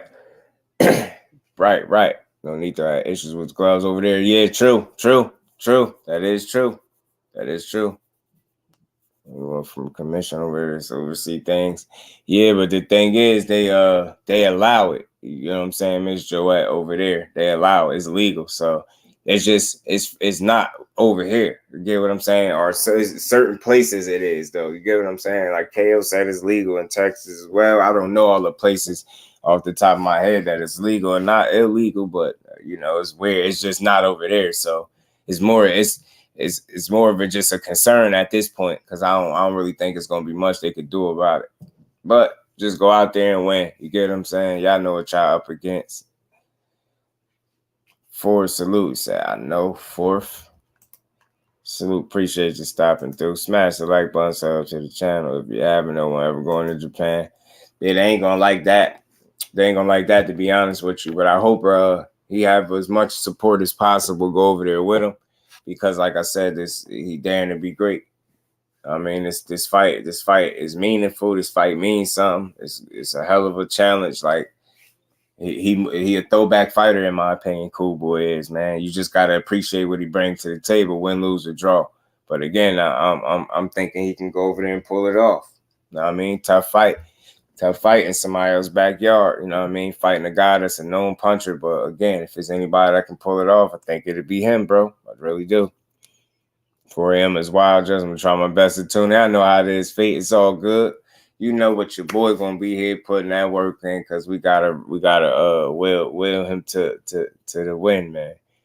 Anyway, push the date back because he's ducking and dodging Vada. Like, I'm gonna just be honest, man. That right there, I didn't like either, the complaining about Vada and then the fight getting pushed back, and then you got to deal with the double stacking of the gloves. Then your glove packaging wasn't sealed all the way. It's like, here we go, bro. But I hope Fulton expected some of this going into the fight, and I hope I think he's doing a good job from what I can tell from the outside looking in, that he's dealing with things in a good manner. So I think he's just ready to get the fight on.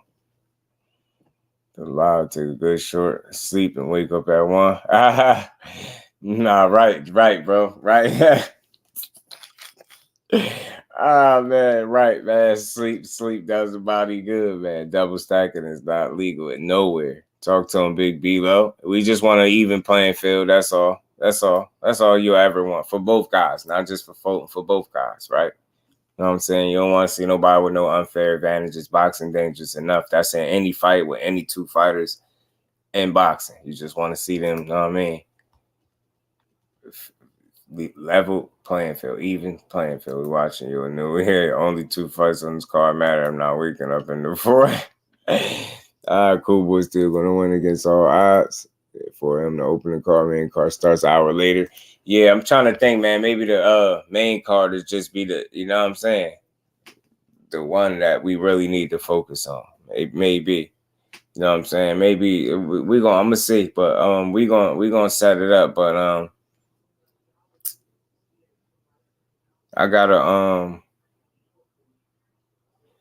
an interview for tomorrow too, by the way. You know what? I don't even like that word, interview. I got a build set up for tomorrow at 1 o'clock as well. So we're gonna make all this work. We're gonna get that work in, but I got an interview coming for y'all at 1 o'clock tomorrow. So we definitely gonna do that. But we're going to work this card out, but we definitely going to be here to rock with Cool Boy. And we're going to make sure we see Obese fight as well. He's fighting some guy that's 11-1. Satoshi Shimizu. That's 11-1.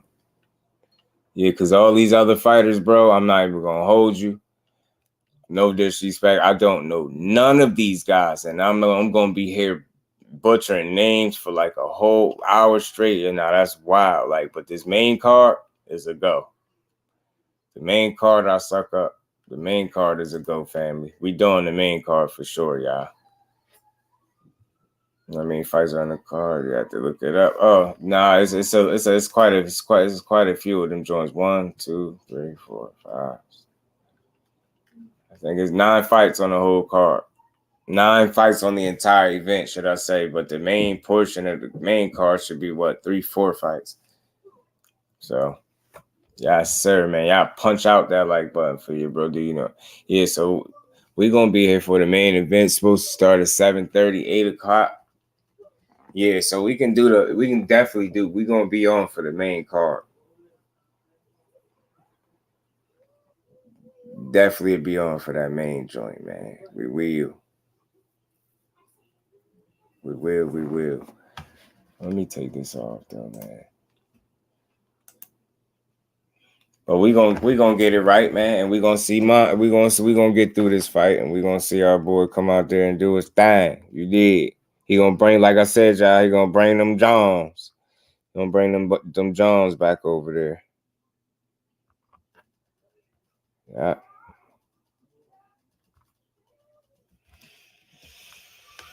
All right, man. But 2 Cents Boxing, what's good with it, fam? How you feeling, bro? What's good with it? He said, like how them UK days got stabbed at 4 a.m. for US fights. Yeah, they tripping. They tripping with that. I know the whole card. Atari PS5 Taji in the real video.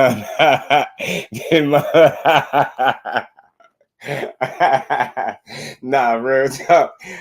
Real talk though, man. Real, like, bro. Nah, I looked at them names. I'm like, nah, that's a whole card of butchering for me, bro. I won't even do that to myself. Hell nah, but we here for the main card, though. We're gonna be here for the main card, which is the one that we need to see. I mean, I want to see Robisi fight too. Robisi said this is his first time in Japan. He fighting a solid guy over there. I don't know who he is, but you get what I'm saying? I'm hearing he fighting somebody solid. So I'll definitely lock in and watch that fight for sure. He said he would throw his kind of the network and ban them from singing. Yeah, what's up with that? That's wild. Oh, the Cuban authorities banned it? That's wild. They wild. That's crazy. 4 a.m. right? Yeah, 4:30. 4:30. You know what I mean? 4:30, the actual whole card start. Because I don't think I need to do the entire joint, because that's wild. Yeah, that'd be a little wild. Yeah, I don't know about that. But yeah, the Cuban authorities, that's crazy that I heard he can't they ain't want to fly his flag and stuff like that too. Yeah, facts, Mike. That's what I'm talking. That's why we here, bro. We got to get behind him, man. You know, we know he got an uphill battle. We know Monster going in there to try to get another knockout, but we got to know Cool Boy ain't going, bro. Cool Boy ain't going. He coming for this win, y'all. That's why Bozo tried to explain his resume. Shakur, bro, told him. Yeah, that's all he was getting at. Like, bro, I want to hear that, bro. Like, get out of here, man. Like, I'm not here. What's up? I'll put you out. So Bozo, he put him out, man. I'm icing for Spence Crawford. Damn. Salute to you, bro, man. Yeah, I can't. This fight week for them too as well, man. And, the reason I had them, I was mentioning them today because, you know, just another conversation for the fight till we get here. You know, I see Spence feels like the winner out of him and Crawford is going to be the best fighter in boxing, period. And I think they can rightfully, you know, wave that flag and call themselves that undisputed welterweight, first of the 4-belt era. I think that, you know, undeniably the winner could call themselves the best in boxing if they want. You get what I'm saying? People don't like Robisi at all, bro. They don't like that. Robisi defected and is successful. They like, nah, hell nah, bro. They don't like that. I wonder how they feel. They definitely got to hit Andy Cruz. Robisi defected legally. And Cuban government wasn't okay with him leaving. That's why they don't want him rapping. Yeah, right. They on his ass. Right. They on his ass. Look, there go my boy Ghost right there. Cuban athletes go through this every day. Talk to him, Ghost. I knew Ghost was coming. Talk to me, Ghost. I know you ain't going for it. Not none of your Cuban brethren. I love what the Cuban fighters are bringing to the sport, man. These dudes are very entertaining. That's coming in. I noticed a certain crop of the Cuban fighters are a lot more front foot heavy and more aggressive, and it's fun to watch. It's a lot more of these fighters that's coming in here aggressive, and they really about smoke. So I like it, man. I like it. I want to see what Andy Cruz turn into. I want to keep saying David Morrell get his opportunities. You get what I'm saying? I like Robisi Ramirez. That's why I'm going to be tuning into his fight tomorrow as well. But more importantly, we got to will this monster Inoue, you know, this dub for Cool Boy Steph into existence, man. You get what I'm saying? Robisi get Cuba 2 gold medals, and they still crying. You dig what I'm saying? Went out there and fought hard, you know what I'm saying? Because they want freedom. That's how it is. That's wild, man. Andy Cruz, Morrell. BC Rigo, so families punished, banned and bounties put on their head. That's right. That's crazy. Recently banned of professional boxing. Though they need to let Robisi live. They do. Robisi, and you know, Robisi is repping in a good way. You know what I'm saying? A positive dude. He a hell of an athlete, hell of a fighter. You get what I'm saying? Ain't like he over here misrepresenting, man. He should be a hell of a representative for Cuba, man. Straight like that. Rapping anyways, hands. No, I just don't want him to lose. Right, man. Right. I know. No, you literally use a knife to cut Robisi Olympic tattoo off. Yeah, that's wild. See, they that's wild. Rigo gave Cuba everything after earning gold. They gave Rigo a bicycle. Talk to him, my bro. Talk to him. You know what I'm saying? So that's why these dudes be coming over here, you know, chasing more greatness, man. You get what I'm saying? Justice for Cuban fighters. Facts, bro. Facts, man. They be doing the Cuban brethren dirty, man. You already know it, 10K. That's another one of his guys. Robici scarred one of his arms. That's from Cuban. Skinned the tattoo off his body. So that's wild for sure, though. Bad. So you get what I'm saying? And he put on, man. He put on. But again, man, we rocking with Robici tomorrow, too, man. We rocking with Robici for the win tomorrow, too. You know what I'm saying? I like Robici. I like what he's showing right now. I want to see him get back to his boxing a little bit though, because I've been seeing some of the critiques and people comments, and I think they sleeping. I think they got Robici got to remind them why he one of them ones. There you go, she shot out. Meanwhile, Ukraine gives Roman Usyk Hauser a passport network deal. Telling you. I'm out here getting opportunity after opportunity. Frank Sanchez. He's the real heavyweight boogeyman. I like Frank Sanchez. Frank Sanchez could go, man. Frank Sanchez got a lot of scrap in him. Frank Sanchez got a lot of scrap in him. A lot of scrap in him. But we gonna see, man. He a guy that need opportunities too. We want to see just what he exactly made of, right? Frank Sanchez had like a so-so performance and then turned around and smoked somebody. So I think he's solid. I think Frank Sanchez is a good fighter. Bole was good. Family looks like they want the future anyway versus Ramirez fight. I can see that too. I can see that because Robici gonna want to fight whoever. That's one thing I like about him. I truly think dude to fight whoever, bro.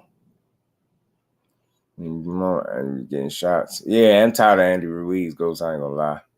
Especially by overseas, never get their fair shot. Right. That's why we gotta push. That's why Ghost, when they do, fighters like Fulton, when they in position, we gotta get behind them and rock with him, man. Nothing against no fighter, but I'm rocking with Fulton, man, in a big way for this fight to come out here and pull this off, man. This issue's bigger than Nino Brown, man. You know what I'm saying? The Cuban urban professional boxing.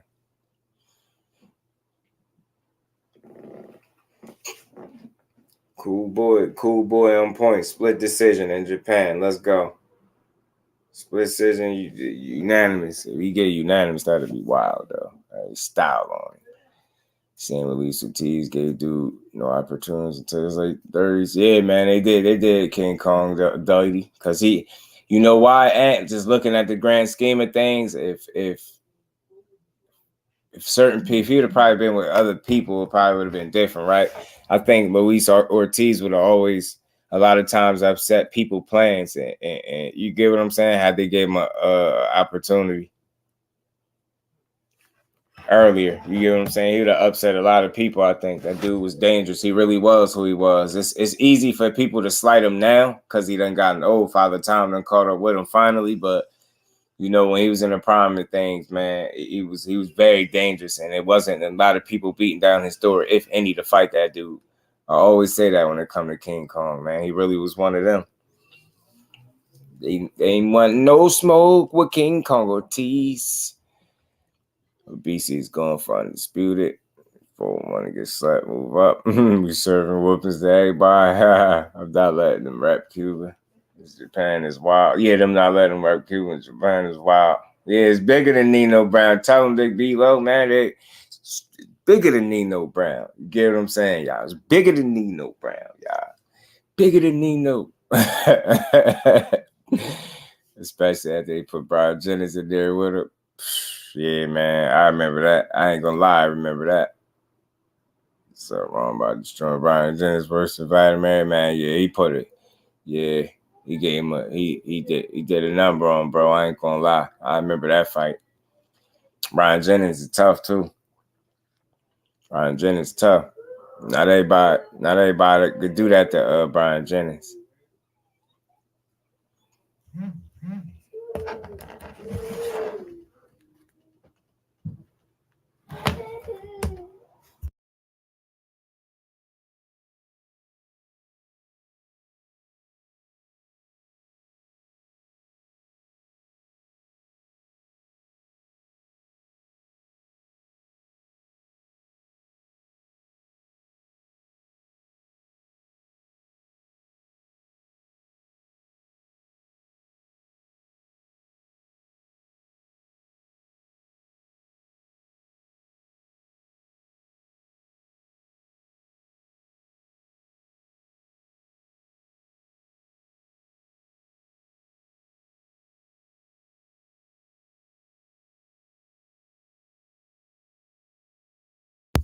Pardon me, y'all. Somebody, oh my God, screaming outside my window like that is ridiculous.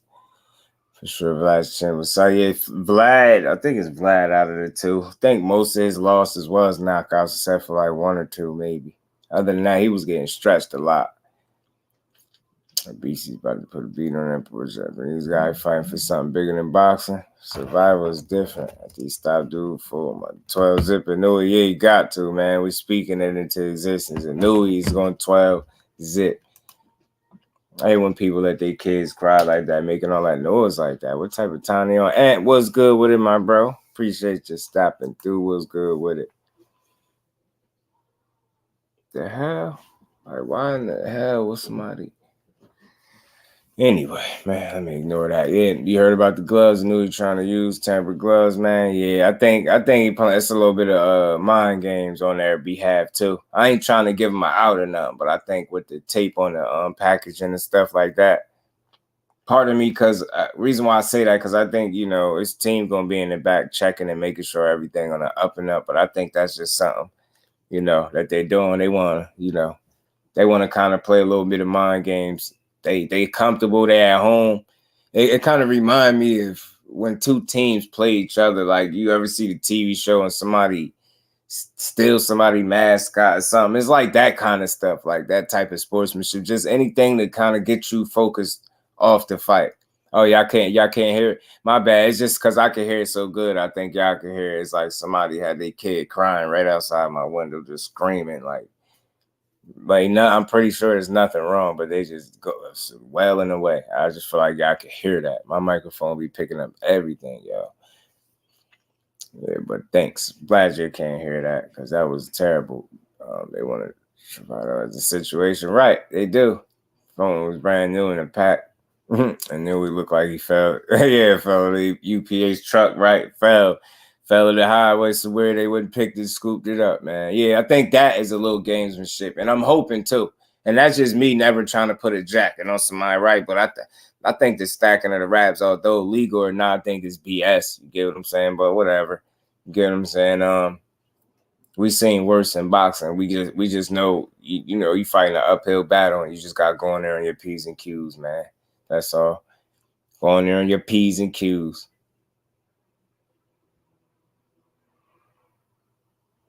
Full camp started. Knew he just finishing it. I'm telling you. Now they did that NARS walked in with that even plastics around it. Oh man, see? Salute to the chat. Beyond the Ring with No Nito and Rachel. What's good, chat? Appreciate you.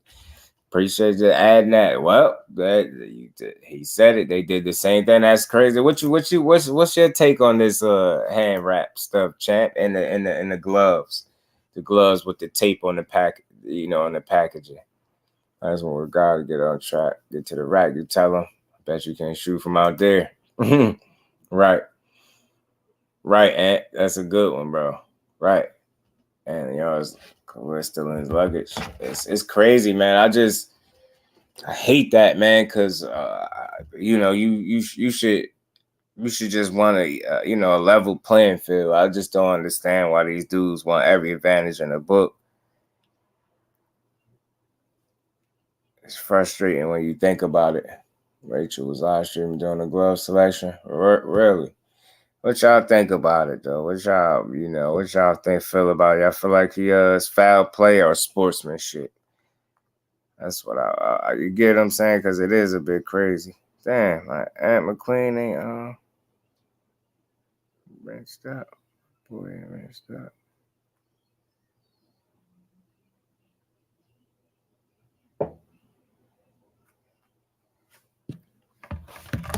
I'm trying. I want to do tests to see the difference. Good luck this Saturday. Yeah, man. Never tried it. I want to do a test to see the difference. I got phoned by stoppage. Yeah, that's what Ghost. That's what Boots said that too. Boots felt like that too. I don't think it's foul play. It's legal there and it's legal in many states. Yeah, you surrender was option. What do you think about the gloves, Ghost? Not so much, you know. I just guess it's frowned upon, right? It's one of them things that's frowned upon. But I guess they talking about the gloves too, Ghost, that didn't look all the way sealed. Looked like it was already opened and looked like a piece of tape or something was keeping it sealed. I think that I call that gamesmanship, maybe. You know what I mean? Maybe. You get what I'm saying? I'm hoping it ain't nothing foul going on, because we don't need that, man. The man is giving you an opportunity at his straps in your backyard. The least you could do, the least everybody could do involved in a situation is make sure that it's an even playing field. So these two dudes go in there and have their best opportunity to win. You know what I mean? Win, lose, or draw. You get what I'm saying? I just want to see a clean, fair fight, man. My opinion's too much to call coincidence. Hey, Aisha, and you know what? You know why you feel like that? Because you doing math. You seeing things consistently stand out and not make sense. So when you see that, you don't feel coincidence. You feel like it's math, if I'm guessing correct, because that's how I feel. So I get you. I definitely get what you mean. Here's E.G. Fulton started the testing BS. Anyway, been in that testing for years. Foul play. If you walk like a chicken, yeah, man. Business brains. What's good with the family? How you feeling? I'll say this, hearing that, Sean, the way Sean from Fight Hype came out and said that he whined about the testing and then they postponed the fight. I thought that was crazy. You know what I'm saying? I thought that was nuts right there. The gloves were signed by commission.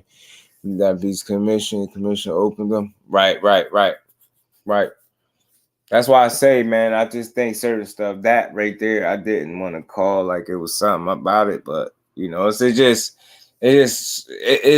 weird that soon as you fighting somebody, you get what I'm saying? Like, are you going over here now? You got to deal with all this unnecessary stuff. But like I said, it's like a real champ, like a real fighter. He gonna put that to the side. He gonna go out there and fight. Gonna have to fight his career, you dig? Business brain says something going on, bro. Like something. Y'all punch that like button out one time if y'all haven't. On the side of Japan never had issues with the gloves, rap issues. But I can say y'all was filed an interview over in the interview, right? Yeah, well, this is the little video with the gloves thing. I mean, not the glove, the wraps and how they say he wrapped his head. 29 years of age in the prime of his career. That gave me 2 seconds. Y'all smash it. And most will rank him second in the world right now, pound for pound. That's how good he is. A 3-division world champion. The one guy that's given him trouble, Nonito Donaire. That was the toughest fight of his career. Maybe it was a little unexpected. What does he expect tonight?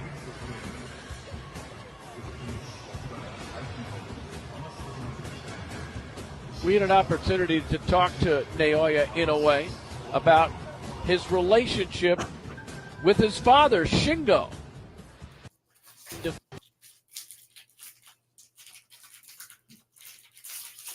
I don't know what y'all think about it, man. Y'all talk to me.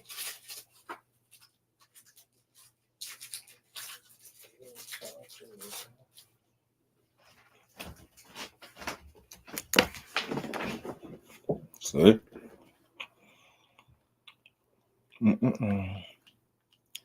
So I'm reading until y'all caught.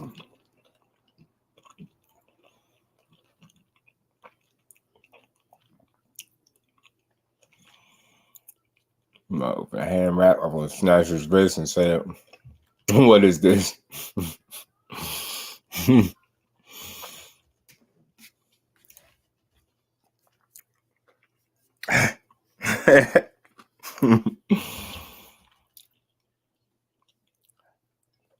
Margarita is definitely a cheater.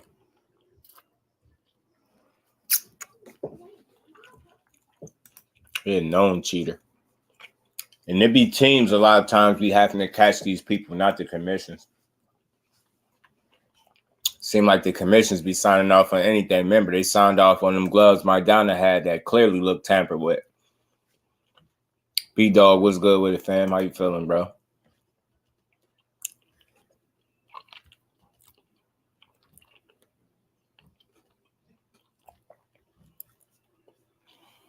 Definitely some power play over there in Japan. Just some unusual practices over there, B-Dog. I don't know.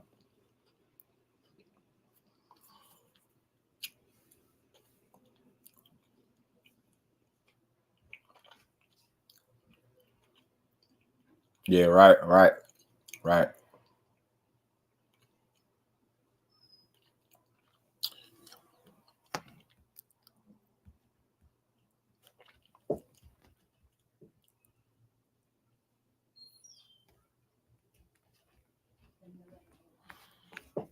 Margarita look like Scarf. You a fool, bro. Yo, you a fool, man. He did, yo. He really did. Anyways, they started to protect him. Absolutely, at all costs. They're going to protect that man at all costs, bro. They're going to protect him at all costs, but I mean, look, man, we rocking with our boy, man. You know, I like Monster Inoue too. I still watch him win, lose, or draw. I just want to see a fair fight, a good fight. You know what I mean? May the best man win. This should be a fun fight for us, man. This is a big fight week for boxing. You know, this is this is to get the blood pumping for the Spence and Crawford that's about to happen. So it's gonna be fun. You said free new in the glove gate. Nah, yeah. They mob Fulton out there. They showed a lot of love out there in Japan.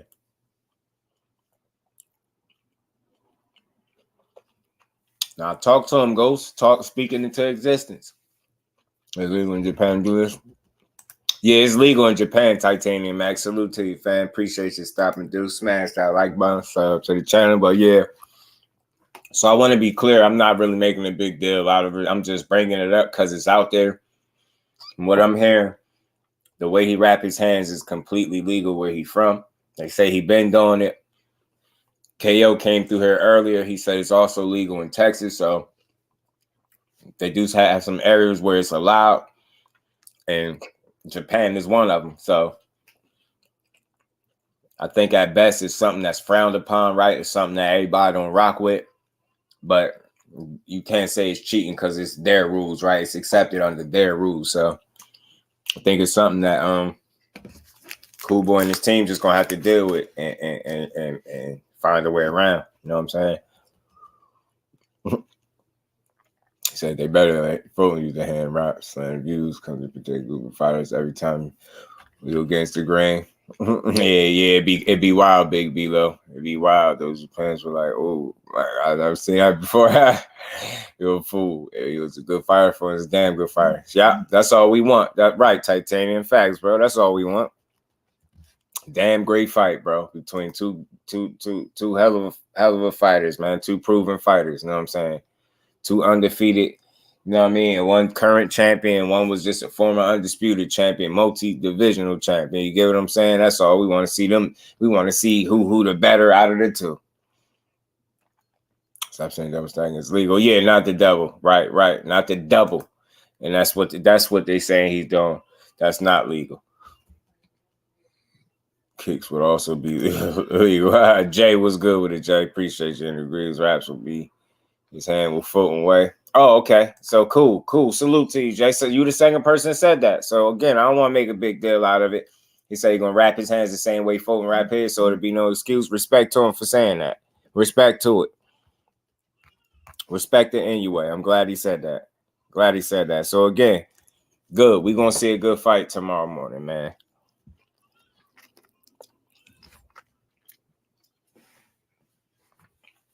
My bad, y'all. We're gonna see a good fight tomorrow morning. Right, Texas too, L. Right, actually stop Rolly. That's what he say. He say he gonna whoop Rolly ass. Ryan did.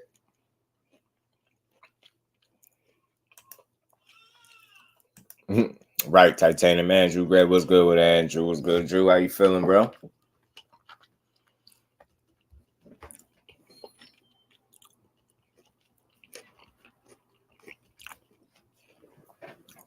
Overall, though, when it's all said and done, y'all, we're going to get us a good fight. Right? That's all we want. I think this is just like, you know, a little added drama that come with fights sometimes, bro.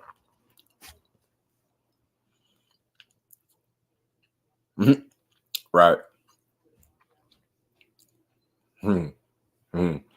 Funny how they try to say so there'd be no excuses, right? Now, it ain't that there'd be no excuses, bro.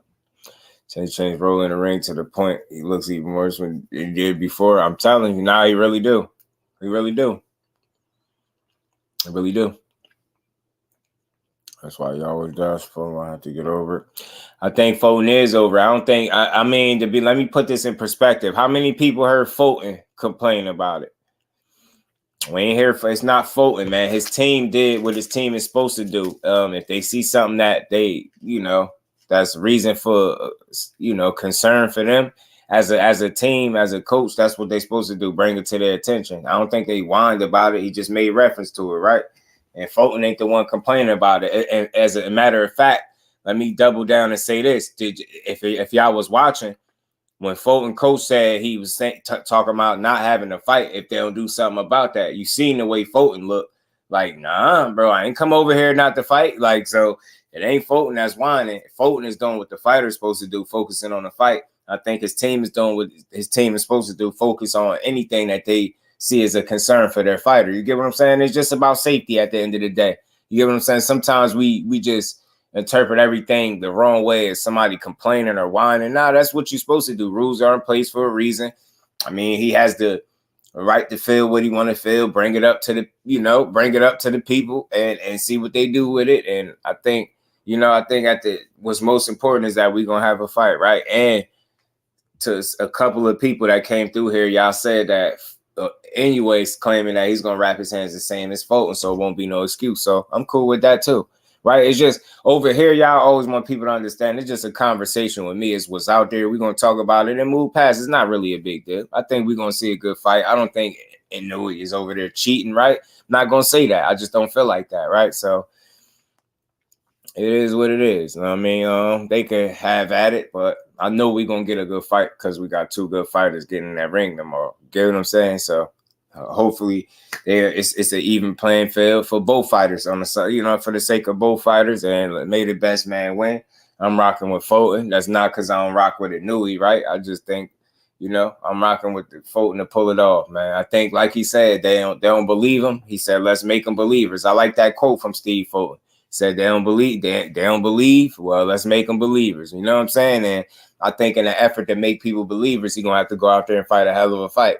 Get what I'm saying? Which he's going to try to do. And Monster anyway is going to try to take them belts. Steve Fulton is going to do his damn best to keep his belts. And then may the best man win, bro. Go to sleep early, wake up early, so I catch his fight. Right. That be adds to the narrative. Most major fights, some circumstances surrounding the fight. You know how I get big fights. It's big fights. Like, it's to be expected. There's going to be some type of whisper about something. All right, but belt just, oh, man. He better not get that man a belt. In addition to the fame says, hey, what's up, Stink? I hear him back there. I hear him. And pass Luis Resto. Yeah, right. So again, I think it's always in an effort to be I don't think they're using it as an excuse. I just think it's when you see something, you just bring it to their attention, right? Because when you look at the fight, right, I don't think we're gonna look at the fight and be able to say, well, you know what?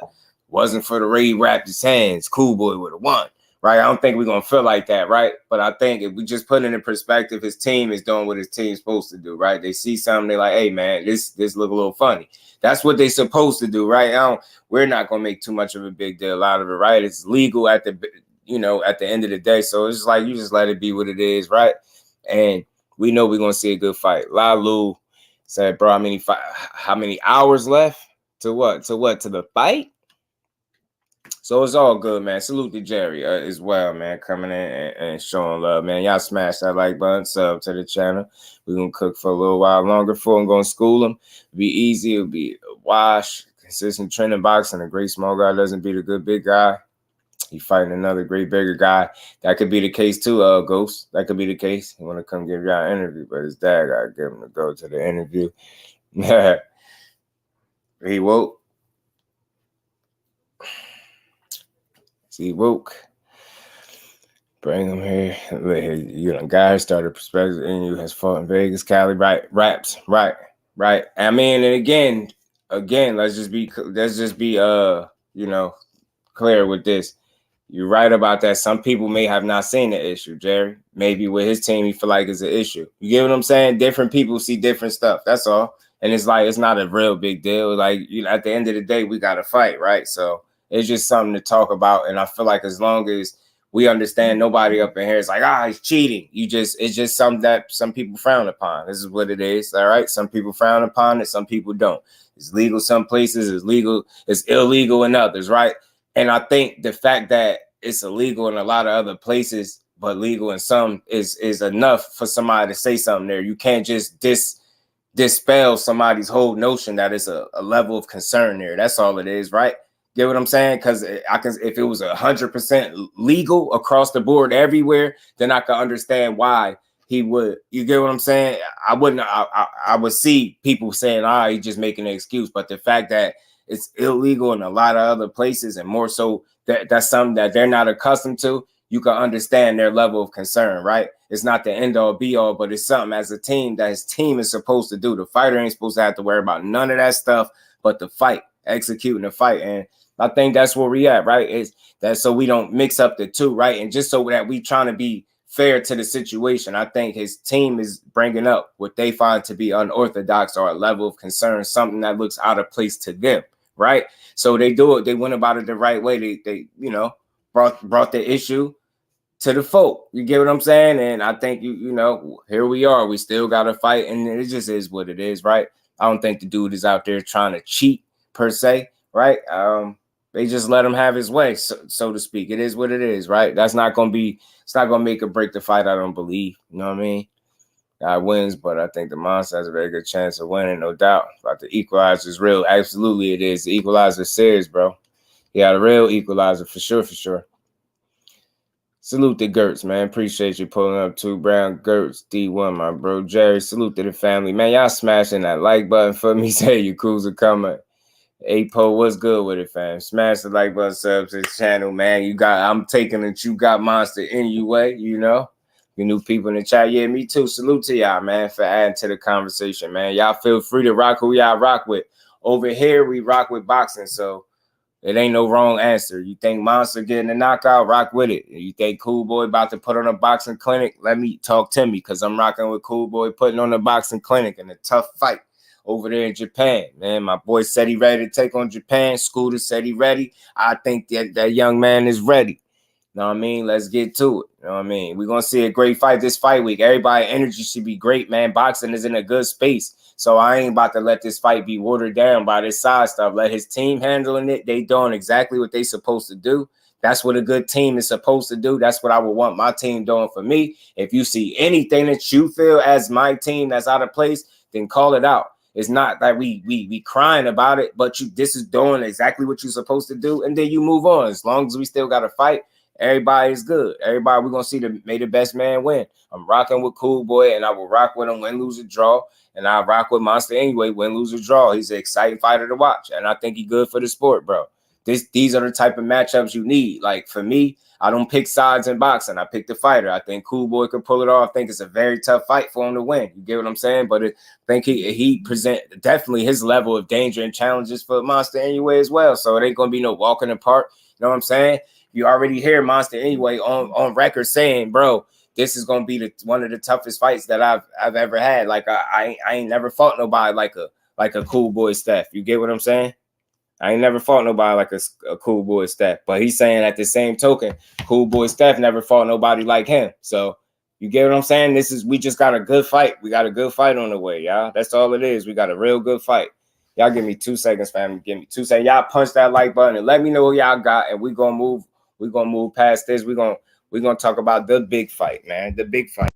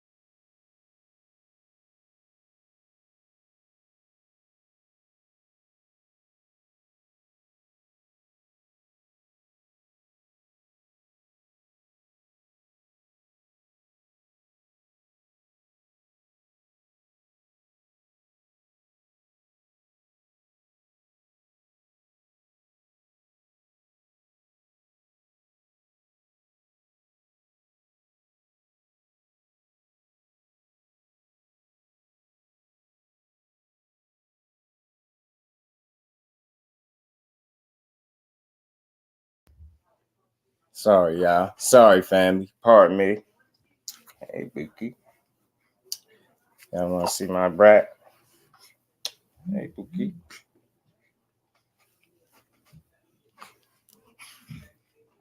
Hey.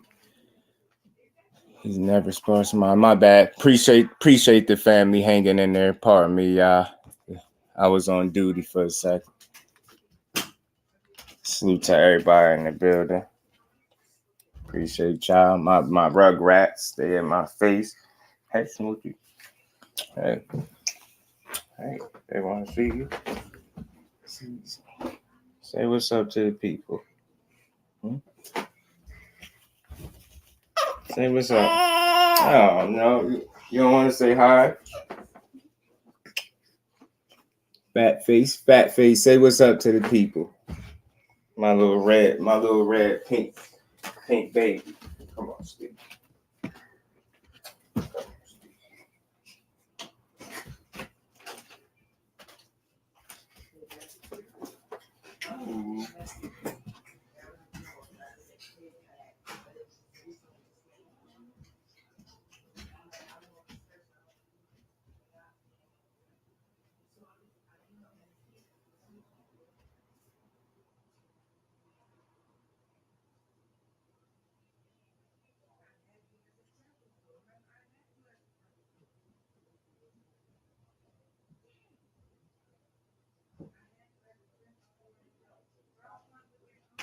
Let me get back. All right, my bad, y'all. All right, it's enough of that. My bad, y'all. He wanted to say what's up to y'all. Well, let's get back. Let's get back to the boxing, man. Much love and appreciation. Y'all smash the like button for your boy. Baby boy with them fat cheeks, man. Y'all already know, man. Salute to the family. Again, man, he doing pretty daggone good, man. He greedy. My baby boy is greedy, man. Man down smoking them. Boy, y'all know the slogans, man. I know y'all gotta feel good, man. It's literally fight week. And we getting back-to-back good fights like Stephen Fulton and Monster fighting tomorrow morning. That's gonna be here like that. Like, even though it's coming on early, think about how fast it's gonna get here. Like, we got more than half of the day over. We about to see a damn good fight, and that day is gonna bring us closer to EJ and Bud, man. And that we gonna see another good fight. You get what I'm saying? So I'm excited for salute to everybody in the building. Appreciate all y'all. Appreciate you, Ghost and Miss Joette. You already know 2 for 1, man. It's one of the best boxing weeks in history, man. I agree, bro. I agree. 2 for 1. I be facts on the card. This is delivering, man. I mean, when Heyman heard $3 million for Fulton, he booked it. The next to get your ass over there. Get what I'm saying? Titanium. One thing I like about Heyman, and Cool Boy spoke about it, like, he gave him his blessing to go over there and get this smoke. He ain't getting his way and trying to stop him from making this fight. Like, Fulton wanted this. You get what I'm saying? Years ago. So I think it's dope to see a guy manifest something that he said he wanted, man. And you know that we know that he gonna take full advantage of the situation. You get what I'm saying? At hand. You get what I'm saying? He's gonna take full advantage. And he's gonna do everything needed to you know, I think he gonna do his damn best, man. We're gonna see 2 dudes go out there and leave it all in the ring, man. Again, may the best man win. I'm rocking with Fulton, but I most importantly, I rock with boxing. So whoever win, you know, we ain't gonna cry about it, right? This man daring to be great. You win some, you lose some, but make no mistake about it. He's not going over to Japan to lose. So hey, like, make no mistake about it. Win, lose, or draw. He ain't going over there to lay down, and he ain't going over there to make it easy. So at the end of the day, that's all we want. We want a fighter to go out there and be a fighter, man. That's what we're going to get tomorrow. 100 people out tomorrow. Thank you for coming out with us. Talk about it, man. We're going to turn up tomorrow, man. Let's be in the building. You know what I mean? Everybody had their notifications turned on because we rocking out for this fight. We calling this fight, and we having fun with this fight. You know, we going to get it. We're going to get it, man. Hope Fulton gets the KO, so it ain't no way for robbery. Right, Aisha, right. Absolutely. No room for KO. I mean, no room for robberies. No room for robberies when our boy to pull it off. No robbers. No robbers. No robbers, man. And again, man, we just need a clean performance, man. We seen our fighters have to go over there on enemy territory and pull off victories. We seen it before. You know, I think we could see it again tomorrow morning. I think so. Body shot, stop anyway. Telling you, you definitely got to go to his body. Most certainly, make no mistake about it. Going to his body is important. You have to go to his body. You have to go to that body. Got to try to take some of the air out of them tires because bro be swinging for the fences and he be trying to leave you in the dirt. Anyway, be trying to put you in the dirt for real. There are people really good at training, but they train over there for the fight with the belts. Right. I feel that. I had this feeling that for the longest that EJ Bud would play out like Hagler Hearns. Bud's going to start quicker than usual, land something of substance, and down here from there. Oh, man, that's going to be fun, bro. That'll be fun. Folk might get a TKO, but I got a UD. Talk to him, Brown, you know what I mean? Split A sides of the champions, especially them travel to challenge backyard. They're the A side. But I'll say this. I think he went to, you know, chase what I would consider was a bag, right? Going over there, right? You get what I'm saying? And I think it's dope that he did it. Regardless of what, like you get what I'm saying. I think you're gonna see a great fight, man, because you got two guys that's gonna make for a great fight. I think the styles, the contrasting styles, where they're different, that is gonna make for a good fight. I think the things that they both do well and the weaknesses of both fighters make for an entertaining fight on the night, right? And let's see who execute better. Let's see who makes the fewer mistakes. Let's see who makes the bigger mistakes first. It's much like Spence and Bud. I want to see that same thing for them. Who gonna make the bigger mistakes? Nope, Aisha, no American judges and no no judges from Japan as well. So I think they're trying to level the playing field evenly on that end of things. That's what I did read. No judges from America, no American judges and no Japan judges. So that's cool. That's a good thing. I seen him eat big shots from doing that from the first fight. Yeah, I'm telling you, that dude would be it'd be hard to stop. Like upstairs, in my opinion, but I think going to his body, you might, you know, I think anybody get hit with the right body shots could be folded, right? You know what I mean? By the right person at the right time and things like that. But yeah, far as him getting knocked out, taking shots to the head, I don't see it. You know what I mean? He's a tough dude, man. He fought how many rounds with a broken orbital? He's tough. Hey, make no mistake about it. Monster Inoue is tough. He is tough, and he's coming to fight as well. He coming. He got power in both of them hands. That bro got melatonin too. He got melatonin. And Cool Boy got skills. You know what I'm saying? Monster got some skills too. He can box with that power. That's what make him dangerous. You get what I'm saying? He ain't just a mindless guy that come forward with power. But he has shown me, you know, a guy that knows how to move. It presents a level of danger for him. You get what I'm saying? Or a challenge, should I say, a level of a challenge for him. You get what I'm saying? So that's what it is.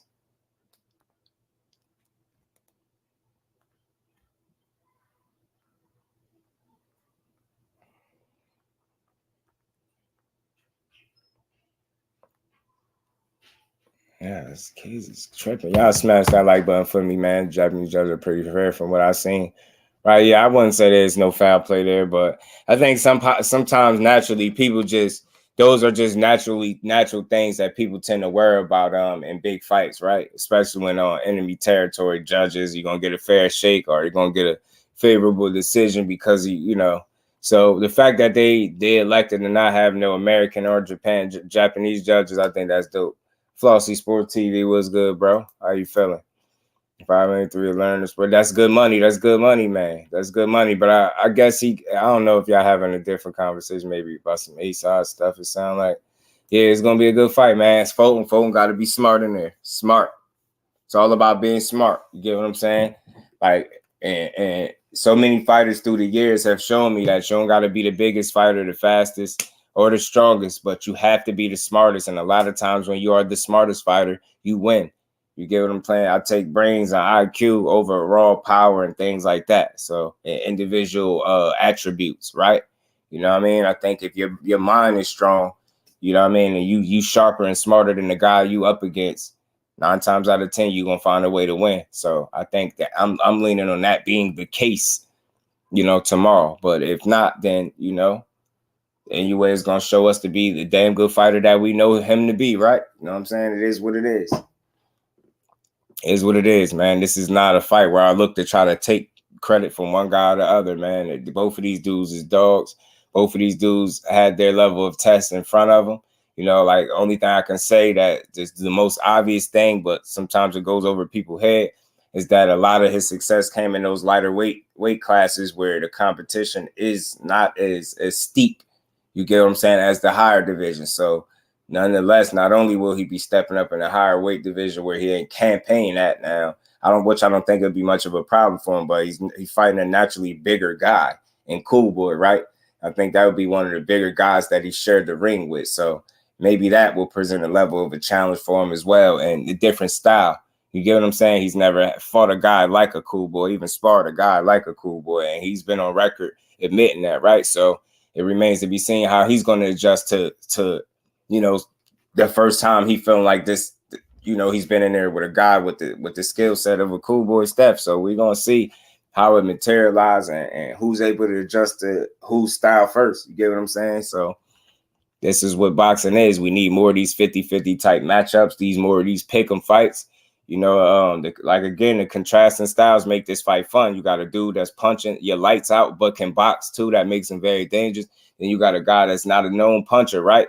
But can box his ass off. You can get your respect in there, and he has layers to him, versatility to him. So you get what I'm saying? Like I said this before, the only knock, if any, maybe in the power department, if that's what you want to go with, right?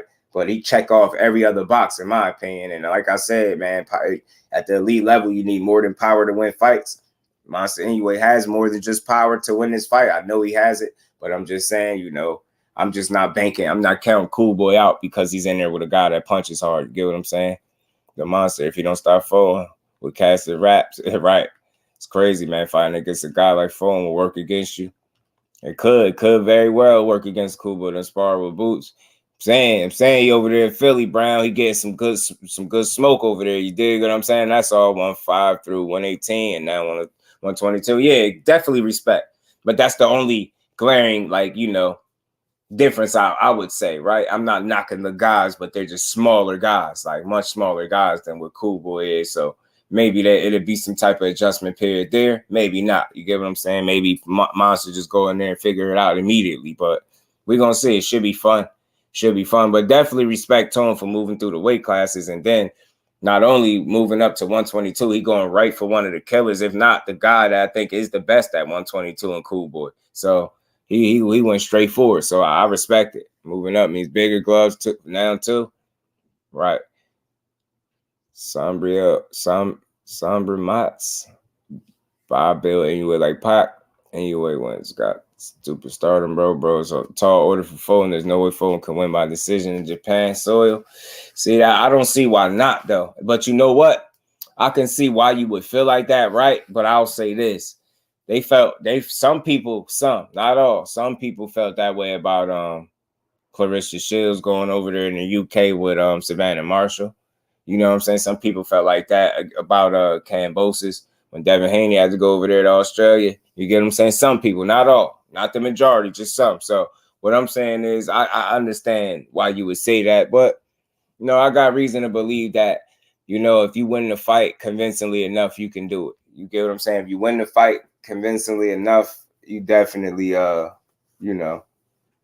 definitely could take it out of the judge's hands, so to speak. You know what I'm saying? With the right kind of performance. Now I know it won't be easy, but it's possible is what I'm saying. But I understand the level of concern there. Like, there's no way they're gonna let him win a decision. I get it, but I think he can, and I think he just it's gonna have to be a convincing one. And hey, maybe it's a tall order, tough task, but this is what make fighters great. You get what I'm saying? And this is what daring to be great is all about. So, you know what I mean? Sometimes you might fall short, but I damn sure think he got a really, really good chance to make this fight a win for him. You get what I'm saying? But it won't be easy on either side. Both of these dudes gonna have to work. You get what I'm saying? Both of these dudes gonna have to be smart and work.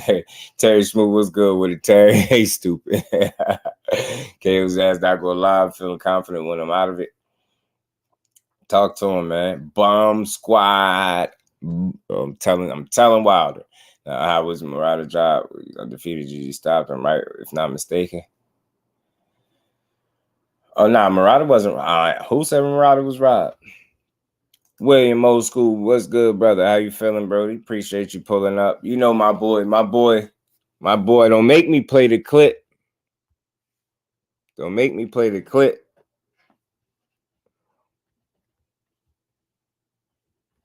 Don't make me play the clip.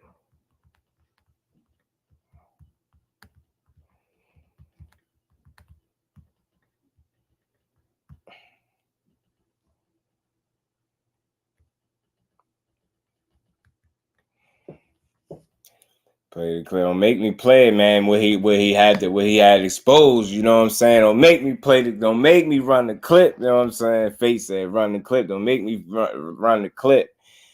Should I earn the strap? That's more subjective, man. The W on his record say he won. He beat Figueroa, man. You did. So that's like, if I don't know, people go back and forth. What I've noticed in boxing, man, everybody has wins on their resume. Just about where people be like, you probably didn't win that fight. It happens to the best of them, man. I just think when you look at the grand scheme of the fight, or the totality of the fight, should I say, you've seen a guy in Fulton doing a lot of what Brandon Figueroa likes to do and finding a way to beat him at his own game. So, you know what I mean? He should have made it more convincing if he wanted to nod. I don't think nobody was robbed in that fight. I think the judges got it right. I think if Brandon Figueroa wanted to win, he should have made it more convincing. You get what I'm saying? Instead of letting the smaller man outfight him and outbox him. And that's what was going on. It was moments where Figueroa outboxed him. It was definitely a lot of moments in the fight where he was doing some very good work out fighting him in the inside, which is Brandon Figueroa's bread and butter. You get what I'm saying? So still an 8-ounce gloves. Bet. Appreciate you, Big B-Lo. Appreciate you. Oh, man, against Hassan down. Oh, it was a close fight before it won. Right. Definitely. Right. Definitely a close fight. Yeah, man, my bad. I just had to show y'all Baby Duke for a second. He said, what's up? He was about to start crying. Know what I'm saying? But he chilled out. He be chilling though. You know what I'm saying? But that definitely close fight. And again, I don't argue people that be like, I think Fulton won. It's cool. But just know it's a lot of other people that think Fulton, or people that say Figueroa won. It's a lot of people that thought Fulton won too. So, you know, I just let people have their opinions and it's all good, right? But close fights are gonna be like that sometimes, right? So it is what it is. But we seen Monster Inoue have him a good competitive fight with Donaire, the champ. So you get what I'm saying? Some guys are going to test you. Some guys are going to be there to bring the best out of you. So you get what I'm saying? It's hard to be tested by other guys that are of substance, and that's what Brandon Figueroa is. What he ain't lost since. Am I right? Am I correct? His only loss is to Cool Boy. So that that win obviously gets the age even more, even better. You get what I'm saying? Oh, you didn't see him? Oh, yeah, Aisha. I had him on for a quick second. What's good, Will? She's doing pretty good. I just had the baby on here for a quick second. I had him for a couple seconds on camera. He said, what's up to y'all? 7-5 Fulton, a 6-6 draw. Figueroa did not win. You did. Yeah, right. He did. To me, he did. And with Castillo, Tim Bradley with Pacquiao, Muhammad Ali, Ken Norton. It happens, like once it's stamped on the record, it is what it is. And for me, just to be like fair to the situation, I understand people feeling like I could have went that other way. Like I still understand. I give them that, right? I get it, but you know what I mean? It's still some people that feel like it went the other way, right? So that's sometimes what you get in a good ass fight. You know what I mean? Fulton was a cleaner puncher. I think that's what won him the fight, bro. I agree. That's what just a little cleaner, effective work. You get what I'm saying? A bit cleaner, you know what I mean, with his work. You get what I'm saying? And he found, just got to give him a ton of credit for the way he was able to fight in the inside with this bigger guy. Look how Brandon Figueroa got some size to him, man. Like the dude is a wiry frame dude, man. Fulton was in there in the trenches with that dude, making it a great fight. But a lot of people complain that's just what a great fight is. He gave him a lot of opportunity to be successful, fighting him, obliging him right in the inside like that. You get what I'm saying? So it just was a fun fight to watch, man. I like fights like that, man. Seeing Fulton bring out some layers in that fight, man. Had to dig a bit, you know what I mean? Like, A4, I feel you. It does look good when you're uber aggressive and you're getting counter repeatedly. Facts, bro. Will beat Fulton by distance and timing, and you was so underrated. Fulton is the underdog. Chico, what's good with it, Chico? Appreciate you stopping through, man. Hey, that's possible. It's possible. Anyway is underrated depending on who you're talking to, right? Right. If you really watch Inoue, you know that he's not just power. You know that he's a smart fighter. You know he has IQ. You know he has boxing ability, right? You know he has a level of skill. That's a damn good fighter, right? He's not just power, right? It all depends on who you're talking about. But I think the only knock right off the bat, and it's not really a knock, it's just an observation, right? That he's just been at those smaller weight classes where the competition is just not as elite as it is in the higher weight classes. That is the only critique on him. That's not a knock on him. I mean, depending on who you're talking to and how you're looking at it, maybe you think it's a knock, but it's just the reality of it, right? That's the only observation that you can make to say, man, maybe that could be something there where this might be this, you know, you're actually fighting somebody that's his size, a little bigger than him. Who knows, right? But we're going to see. But I think at this level, I think size won't play as much of a factor, but maybe the reach will, depending on how this fight is fought and what range that this fight is fought at. You know, it just all depends. I'll say one or two who didn't actually score the fight round by round. Right. So that fight, man, you got to the next day, bro. You like a day ahead, JP. You know what I mean? You got until what they fight is going to be around 8 p.m. Around 8 p.m. Eastern Standard Time in the morning. I mean, not 8 p.m., 8 a.m. Eastern Standard Time. You know what I'm saying? I definitely think your guy Keyshawn needs a new trainer and coach. Haven't seen any progression in the last couple of fights. For me, I just don't know, man. For me, I just seen a guy win pretty much every round. You get what I'm saying? I've seen him win every round. I can't have that. For me, this is just me giving y'all my honest assessment. I seen Keyshawn Davis go out there and in his 9th pro fight and fight a guy with 32 pro fights. 32 pro fights. He came in with 31 pro fights. Keyshawn came in with 8. And a 10-rounder, I seen a guy win pretty much every single round straight and drop a guy. So my assessment of that is not going to be a harsh one for me because I seen more patience. I seen a guy in there taking his time. I didn't see him headhunting particularly in this fight. But what I did see is he was a little too patient at points where he could have did more. I could have seen more jabbing, more body work on both sides, right? Just a little more activity. Those are my only honest critiques. But other than that, the dude really pitched a shutout. You get what I'm saying? It was nothing the coach really needed to tell him to do differently because he had control of the fight from the start to the finish. He wasn't losing rounds. He got hit with certain shots that I think if he really wanted to, he wouldn't have got hit with, right? I think he was just enjoying the moment and having fun in there and having fun. He got hit with some shots that he shouldn't have got hit with. But, you know what I mean? I think that's not the best version of him. He's still growing in there and maturing. But when I see a guy go in there and shut somebody out and essentially win every round. Now, think about this, right? This dude got a shutout. 10 rounds zip. Drop a guy that never been knocked out. Bust him up pretty good. Dude was tough, resilient, veteran. He survived. Keyshawn could have probably turned it up a notch or two and really got him up out of there. Derek, salute, fan. Appreciate you pulling up. Smash that like button, sub to the channel. Cecil, what's good, my bro? How you feeling? Yeah, I'm going to be here live for the fight. I'm going to be here live. We're going to call the fight. But just think about this, yo. We seen Frank Martin go out there and have a fight. He fought a 12-rounder, a guy that had 12 fights. Despite his experience, right? He had 12 fights, right? He went out there and got at least 3 to 4 rounds against Frank Martin. People still was like, they wouldn't even open their mouth about that. But I know if Frank Martin had the same performance that Keyshawn had, they'd praise it.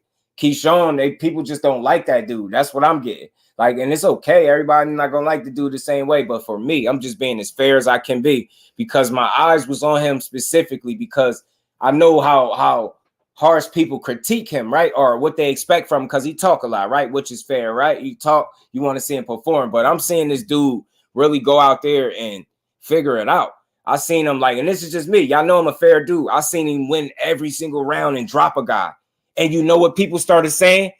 He was beating this. This is how I know Keyshawn was beating this dude convincingly, because people started making comments like, well, Frank Martin still guy that he fought was better than him. And no, his guy was more aggressive. And it's like, bro, their styles make fights. They're two totally different dudes. Keyshawn can only fight the guy that they put in front of him. I'm willing to bet, man. This is just me based off what I'm watching, because I'm watching very closely, as close as I can. In my opinion, if Keyshawn would have fought ARUM, he would have beat him the same way he beat Francesco Patera.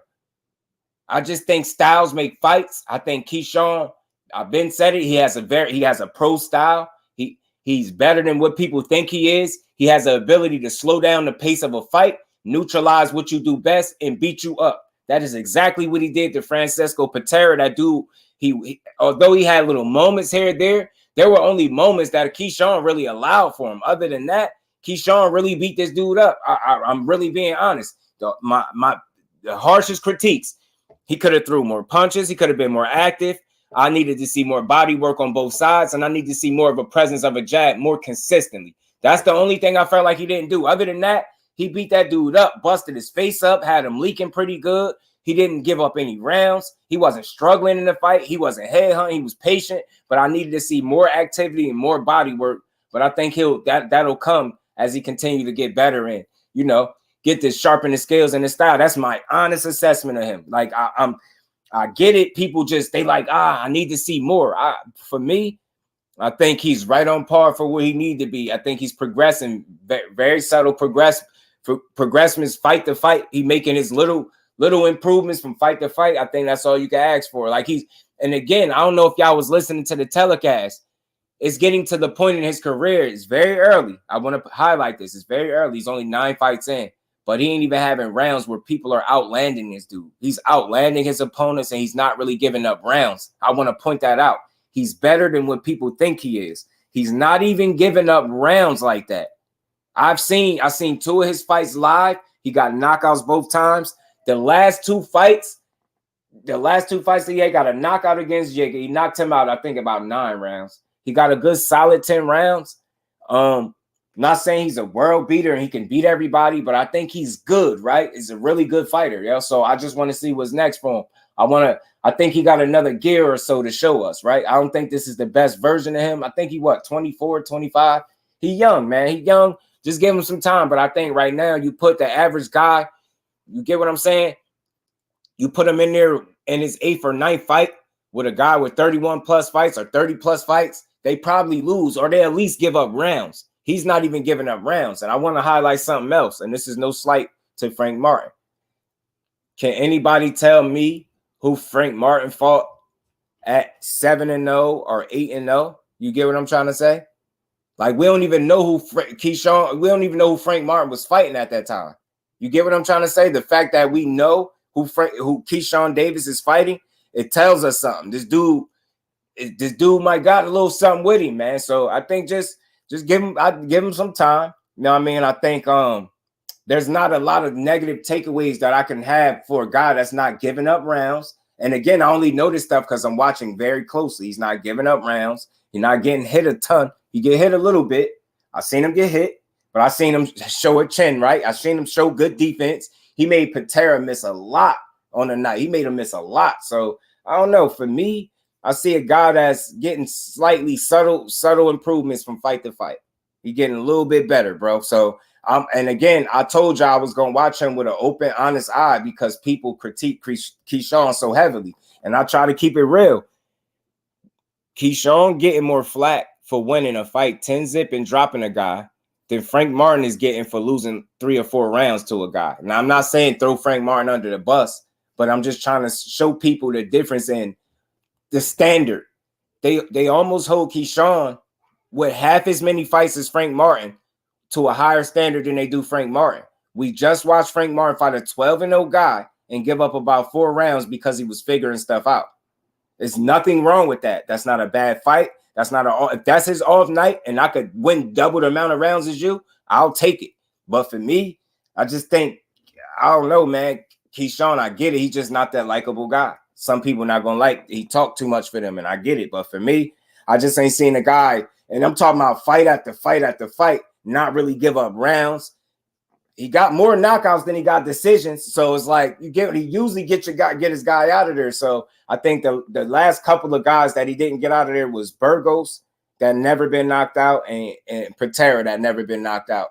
And both of those fights with the veterans that he didn't knock out, that never been knocked out, he pretty much won every round against both of those dudes. So for me, I don't know how I could.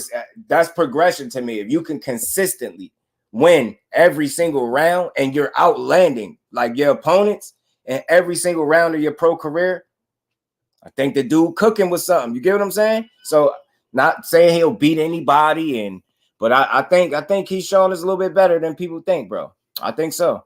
I think he is. Salute to everybody in the building, man. Y'all smash that like button. Frank started boxing at 18 years old. Absolutely. And his learning curve for a guy that picked up boxing at 18 was crazy. Frank Martin is a beast for a guy that picked up boxing at 18. So I want to make this clear. That's not a slight when I say, did you know who he was fighting in his 8th or 9th fight? I'm just making a point. Do you see how early we've known about Keyshawn since his pro debut? And if you've really been following, you've known about him since the Olympics, with him getting beat up a few times by Andy Cruz. Like, we know about that, or losing to Andy Cruz, however you want to look at it, right? So I don't know, man. I think that dude is in a very, very good position. Like, for where he's at right now, if he continues to improve, you got to think this 9 fights in. You got Frank Martin that got double the amount of fights he got, right? And already this dude is not giving up rounds, y'all. He's not giving up rounds. They're arguably fighting the same level of competition, especially with the last fight that they fought. You get what I'm saying? So I don't know, man. This dude, the fact that he can go out there and not give up many rounds tells me that we got something there. We got a talented guy there. Like, you get what I'm saying? He don't have performances that really lack. Maybe you want to see something more, but for the most part, it's consistent. The work is consistent. I just need to see more of it. I need to see more presence of a jab. You get what I'm saying? Be more of a boss in there. Command the center ring. Things like that. Go to a body.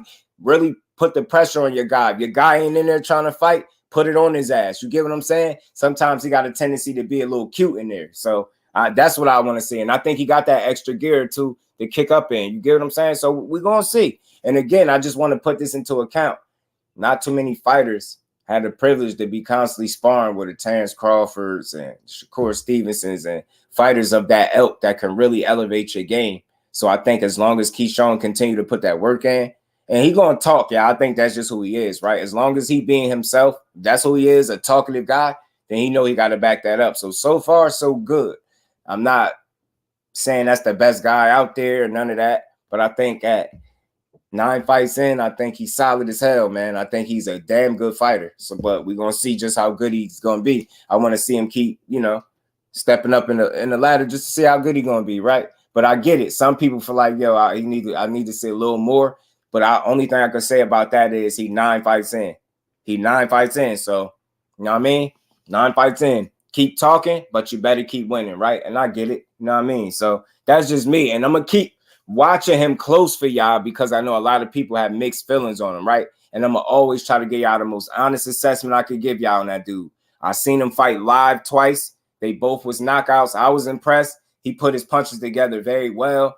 He had good pop, good balance behind his shots. They were good performance. He was good defensively. I'm seeing subtle improvements, but I just want to, we ain't going to really know just how much he's improving until he's put in there with a guy that makes him really go into his bag, right? So right now, he's at that prove it stage where you got to really at least prove that you're ready for these step-up fights. And I think with his last few outings, his last 3 or 4 outings, he's showing you, like, I'm not even allowing these guys to win rounds. They're not even outlanding me in punches in none of these rounds. I'm not giving up rounds. You get what I'm saying? I'm like, when you look at that, it's not much you can take away from him. You're like, damn, he's just not giving up rounds. He's not losing rounds to these people. So I get that they're not killers.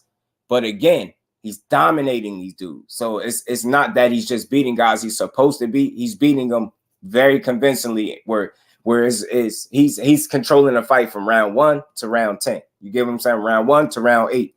So I like what I see so far, but I get it, man. Y'all just want to see a little bit more. But I think it's still early, right? So we gotta see if he's gonna continue to stay the course, get better, keep learning, keep focusing. You know what I mean? We want to see. But so far, I like him, man. I like him. I just understand that everybody can't be a Frank Martin, right? A humble, quiet guy that just go out there and just beat you up. You get what I'm saying? But I think he's showing good upside for now, but he has to keep improving. Like if he starts to show a point where he hit a wall, then you're gonna have a problem, right? You start letting these guys get it off on you, get one up on you, you start losing rounds, these fights start getting tough, then we're gonna have something to talk about, right? But I think until you start giving up more rounds and start getting beat up a little bit, I think so far he hanging in there. So I want to see, you know, a step up for real though. You get what I'm saying? I see the veteran fighters that they put them in there with, but I want to see somebody that me and you know. You get what I'm saying? That we know is going to test them for real, so we can say, that was a good fight. Like how we know, you know, with Frank Martin fighting and Michelle Rivera, we feel like, yo, that was a solid test. That was a good fight. I want to see one of those for Keyshawn. You know what I'm saying? So Cal Cooler, blessings, family. How you feeling, bro? So we're gonna see. You know what I mean? Where he is in his career, not his fault. These guys are not advantaged. Yeah, right. I think he's at a good point in his career right now. He's at a good point. But I understand how some people are turned off by the brashness and the talking. I get it. Some people, they just like the guy, the quiet guy. Like some people don't like all the bark, even if you can bite with the bark. Some people like the guys that's, you know, all bite, no bark. You get what I'm saying? That's going in there like a Frank Martin, going in there beating you up. Ain't really going to say much, quiet, laid back. You know, or that EJ flow. You get what I'm saying? That ain't really saying much until it's time to fight. Speak a little bit and go in there and beat you up, right? I feel like you need a Keyshawn in the sport because he sells himself, right? He keeps things entertaining because he always talking, which I like it. But if you really listen to him, if you listen, he's a smart dude. You can tell he's selling himself. He's having fun in the moment. And none of it is with malicious intent. That's why I could appreciate him. Like, you're funny dude to me. Pardon me, y'all. It's not gonna get tough until Keyshawn start fighting defeated fighters. Possibly, or just the guys that we know we're more familiar with, right? The names that we're more familiar with. Not saying you're not being mildly tested now, right? But you know, those name guys that we like, yo, we know it's going to push them. And if he get in there and dominate those guys, then you know you got something, right? But I think so far, like he's shown levels above the competition that he's in there with because he's dominating these guys. If not knocking them out, you see, he's able to get a knockdown, bust you up pretty good.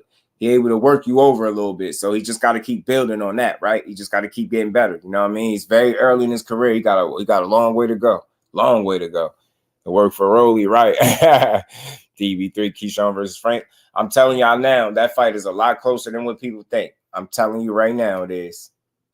That fight is a lot closer than what people think because of Keyshawn's ring presence and his understanding, his pedigree. I'm telling you, that fight is a lot closer than people think. It'll be fun. I swear I wish we could get that fight soon. It'll be fun to watch. Maybe Keyshawn versus Moritai. That'll be fun to watch too. Moritai, they might not be ready to do that right now. I think they're trying to build Moritai too. They keeping him active. I think he's on that August 12th card, but I like him. I'm not happy with Frank Martin cardio. He needs to fix that for sure. I'll tell you, Will. You're always fair, bro. That's why I spend so much time just adding some perspective because you're a fair dude all the time, man. I feel you. Yeah, for sure. Now, all these dudes, but you know, all these dudes got something that where they need to get better. But I think so far, like, you know, you just got to keep winning when you talk a lot, right? You got to. And Frank Martin winning just, you know, being Frank Martin. And I like it. You know what I'm saying? They got another solid 12 rounds under the bank.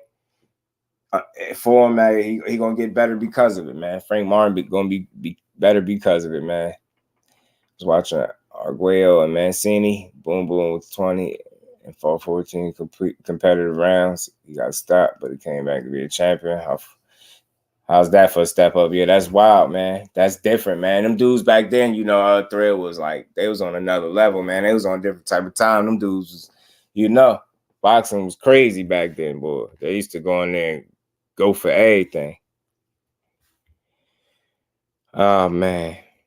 Well, salute to everybody in the building, man. Salute to everybody in the building. But let me run through some things. Like I said, man, I think the winner out of the 29th will be a guy that could call himself the best fighter in boxing simply because you got to be able to say, you know, the first undisputed welterweight champion in this 4-belt era is the guy, man. It's definitely a special individual, and I think that's what we're gonna get out of EJ or Bud, whoever is to win that fight. Bob Arum claims that there's a big fight in line for TEOFIMO as long as he keep his head straight, because he feel like he got his head back on straight. So he feel like it's a big fight for him. SHAKUR Stevenson is supposed to be back in the ring November 16th. He says he will get SHAKUR a major fight before the year is out. I would love to know what fight that's going to be. Where he say a major fight. Devin Haney, I don't know if y'all got the memo, but you know, what was it? Bill came out, I think, and he pretty much said that Dev was fighting Regis PROGRAIS next, or at least that's the direction that they're going. So that's what I thought. That's what I thought all to begin with. I told people this, and before I do get out of here, I want to say this. This whole lie that he was sent a second contract is bogus. I just don't know why people push narratives. It's unbelievable to me.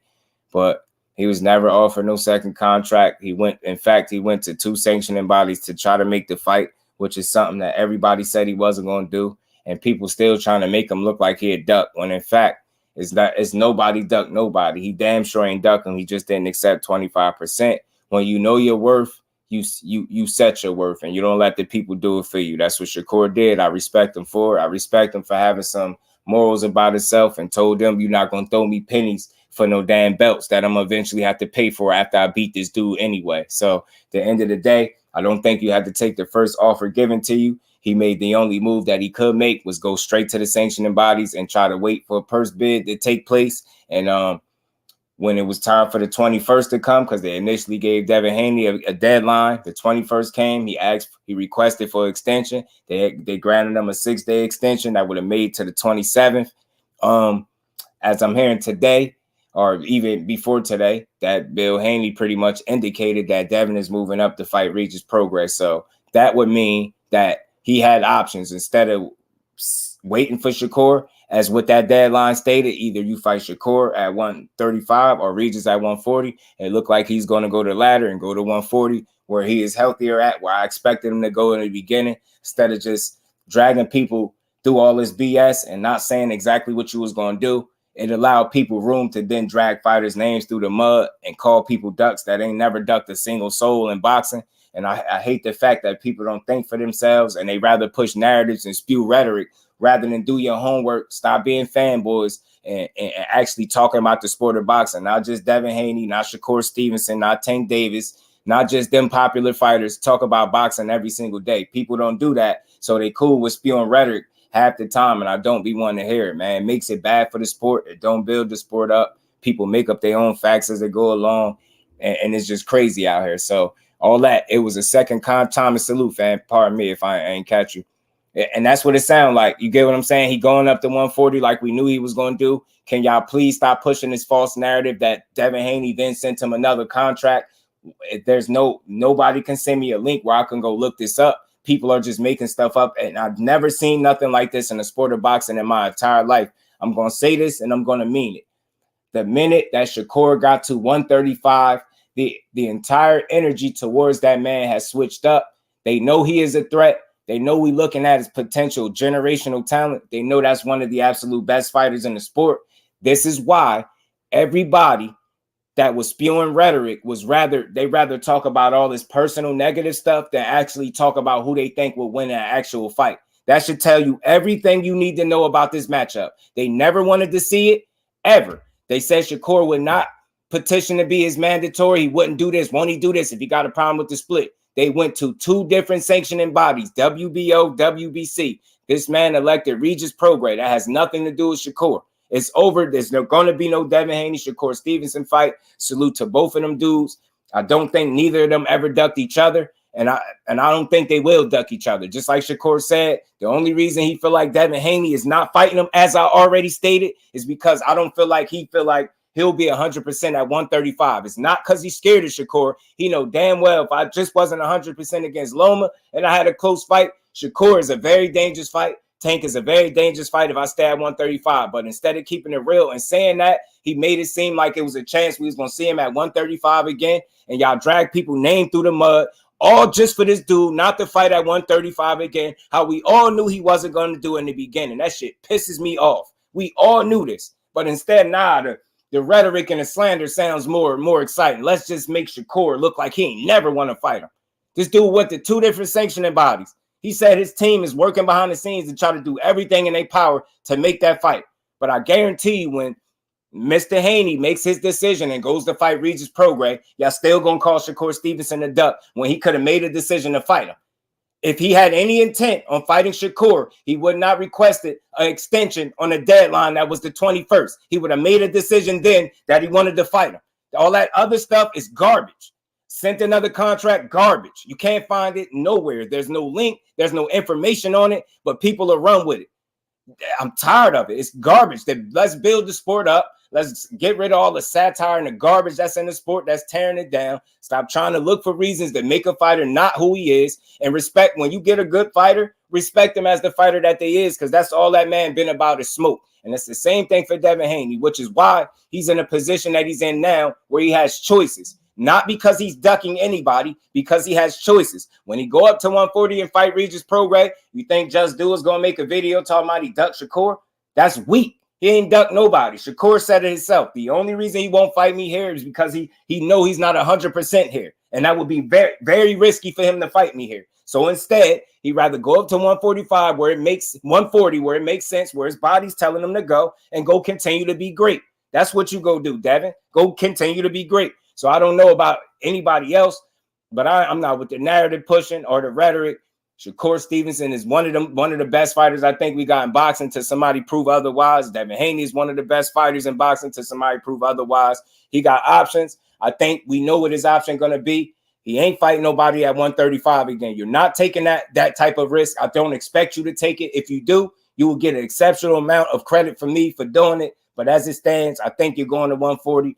Shakur Stevenson got a date of November 16th. That won't include Devin Haney at all. And according to Bob Arum, before the year is out, he said he wants to make a major fight for Shakur and even for Teofimo. Not them versus each other, but he claimed he got big fights in the works for both of them before the year is out. So we will see. Salute to boxing. It's in a great place. We getting great matchups. It was fun, this little back and forth between Dev and Shakur. But I don't think the timing is now for this fight. And that's what it's always been about. You get what I'm saying? I think they'll run into each other maybe at 140, possibly 140 at the absolute latest. And we're going to see who the better out of them two. Until then, they both kings to me. I rock with them both. I rock with boxing. And we just going to keep pushing forward, man. So, again, if he's fighting, Regis Prograis next, so be it. It's all good. Either way I see it, he's standing on business as he always do. And we're going to keep pushing, man. Salute to him both. But I just had to get that off because I seen a lot of back and forth rhetoric, more slander, fake news, people just spewing stuff that other people are saying without doing no homework. You know how blind you are to repeat somebody else's facts without looking it up first? Like, it's crazy to me. I would never do that. Man, they do what they do. You know what I'm saying? Shakur needs Haney more than Haney needs Shakur. I don't think so, bro. And why I say this, I'm going to just say this, and I respect that, right? You might think that, but I'm going to tell you this. Even with him being an undisputed champion and Devin Haney, Shakur, viewership is still better. Period. I know it's free TV. I don't want to compare the two, but I'm saying he's doing just fine. You get what I'm saying? He's accomplished without him. He don't need this fight right now to, he just solidify his career. He just don't need it. Like, he don't need him right now to solidify what he's doing. You get what I'm saying? He's already a former two-division, former unified champion. You get what I'm saying? He might not have been undisputed, but he already been, he in his third weight class. You get what I'm saying? Proving that he was a top guy at 26, top guy at 30. He going to prove to be a top guy at 35. It's just different for him. We knew about Shakur since he was an Olympian, since his pro debut, and we watched. If people been paying attention, you pretty much seen damn near all of his fights. So I think that's for good reasoning. He's already had the machine behind him, but for good reasoning. You get what I'm saying? So to me, he don't need him. The fight would be great for him to have right now, to put the name on the resume, to accomplish undisputed and things like that. Cool, but he don't need it no more. They don't need each other. Not right now. Not right now. But to me, I think both of them could go continue doing whatever they're doing. Dev could go up to 140 where his body's telling him. Shakur is at 135 where he's comfortable that he's going to probably be there 2 or 3 years. So let's see what great fights that he can make while he's there. You still got Tank there. You still got Frank Martin there. You got the Jermaine Ortiz's, Edwin De Los Santos. You got a number of different guys that's still going to be there at 35 for him to make fights with. And I want to see them all. You get what I'm saying? I just don't know how this whole thing turned the way it turned between him and Dev. It's only a fight, bro. All that other stuff is weird. These dudes going to eventually run into each other. And I'm going to say this too for people. This is just something I think. I understand that the initial plan was probably for them to meet up at 140. That makes sense to me, right? That's cool. But I also think plans change just like they do in real life. They can change in boxing. I think when Shakur spent one fight too long at 130 and Dev spent multiple fights too long at 35, that kind of changed plans. And what I mean by change is while Dev staying put at 35, making more history for himself, chasing undisputed, that put him in a position to be there longer than he anticipated being there. And when Shakur stayed there at one fight too long and Dev being at 35 too long, by the time Shakur moved up, Dev should have been moving up. This is basically what's happening. So by them sitting and kind of running into each other sooner than they expected, then it kind of made plans change. And then you got guys saying, well, ain't going to be no other champion. Now you see the competitive nature coming out of a fighter. You're like, oh, what you mean ain't going to be no other champion? I'm here now. I'll fight you. You get what I'm saying? So I think instead of people looking at it as competition and what it was, they made it something else, because instead of looking at it as a great fight for boxing, they made it a personal thing. And it's not that. It's a great fight because that's what it'll be. But I know for some people, Shakur is an immediate threat to that guy. So people content reflected that. Instead of talking about who could win a fight, they made it about everything else. And they said everything else but let's make this fight and let's push for this fight, because they didn't want to see it. So it is what it is. But I think either guy be good without each other right now, and I think their paths will cross down the line. I don't think neither guys ever ducked each other. I don't think they will ever duck each other because their egos won't allow it. And I think they're actual real fighters that want to prove they're the best. You get what I'm saying? I just think Dev got wrapped up in trying to please the fans. I don't think he was particularly wrong for nothing. He could have been more transparent or straightforward, but he don't owe that to nobody, right? I understand that. But I think he was trying to please everybody. He knows people that want to see him stay at 35 and make a fight, but then it's also his body saying 140. And I think he was caught in between to trying to please the fans and say yes to everything, like try to get a right answer to every question. And I think in doing so, you kind of put yourself in a position where you've said a lot of things where everything can be true. One hand, you stand put at 135. You only stand put for Shakur Tank. Then the other hand, my body, and I can't make the weight, and I need to go to 140, which makes absolutely all the sense in the world. And I have no problem with it. It don't make him less of no fighter for going to do what your body is telling you to do. So again, I just think it was a matter of us sometimes being impatient as fans and wanting to hear an answer directly when we got to put ourselves in that man's shoes. He don't owe nobody no answer. He could take as long as he wants to make his decision. You get what I'm saying? He was even granted an extension on the deadline that he was given. So look, he can make whatever decision he wants. Whatever, I always said this, whatever he did, I would rock with, because I know it's going to be him standing on business, whether it's 35 or 40. That's what always been my stance. That's going to continue to be my stance. You get what I'm saying? I think those dudes run into each other at 140, hopefully, and they'll put all this back and forth to bed. Slow cooking build the fights. Mayweather, yeah, right. And one could argue this is a little early for them to fight right now. It is a little early, kind of, because it's just so much sooner than what people expected. So they got some time to still cook this fight. Right, absolutely, bro. Absolutely, Bole, absolutely.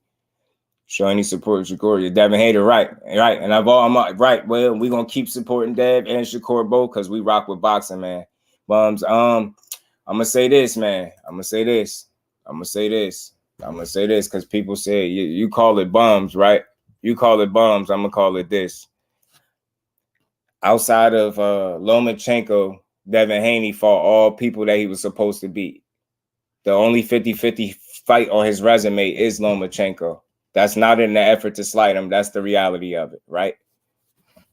And you got Shakur. You said he's 20-0. You said people got to stop fighting bums. All right, I'm gonna just run it down. For me, I feel like Felix Diaz was a good win. I feel like Joet Gonzalez was a good win. I feel like Oscar Valdez was a good win. That was a 50-50 fight, by the way. I don't care what nobody say. You know what I'm saying? I don't care what nobody else say. That was a 50-50 fight, not in terms of skills, but you know what I mean. You couldn't say you expected, you could say you expected him to win, but you can't say for sure that that's the way the fight was supposed to go because that's what you expected, right? Wasn't nobody else whooping Oscar Valdez at the time. He was undefeated still to this day, and nobody did to him what SHAKUR did to him. So he completely whooped his ass. So I think that was a good win. I think Keyshawn was a good win. I think Nakatila was a good win.